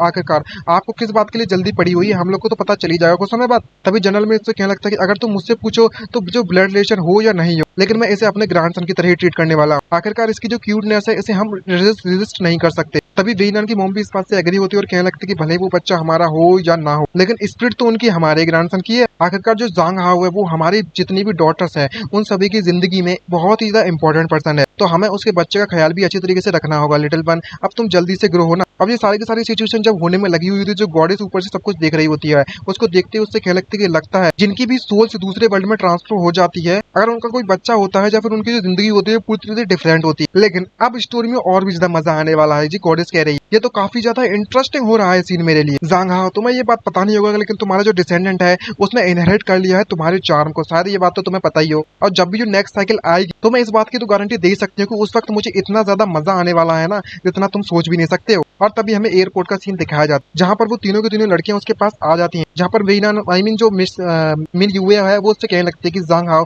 क्या तुम वाकई में इस बात को लेकर ठीक हो कि तुम अपने बच्चे को अपने घर पर इस तरीके से अकेले छोड़कर जाने में लगे हो। तभी सिस्टर को उससे कहने लगती है कि मेरे कहने का मतलब है कि वो बच्चा सिर्फ और सिर्फ 1 ही साल का तो हुआ है। और वेई नान भी यही कहने लगती है, हम लोग इस तरीके से बाहर जाने में लगे हुए हैं, ये इररेस्पॉन्सिबल तो नहीं हो जाएगा। आखिरकार मेरी परफॉर्मेंस कैसी थी। तभी हमारा MC जांग हाओ आता है और उससे कहने लगता है कि तुम्हें चिंता करने की जरूरत नहीं है, आखिरकार वह मेरा बेटा है, मुझे इस पर पूरा भरोसा है। जब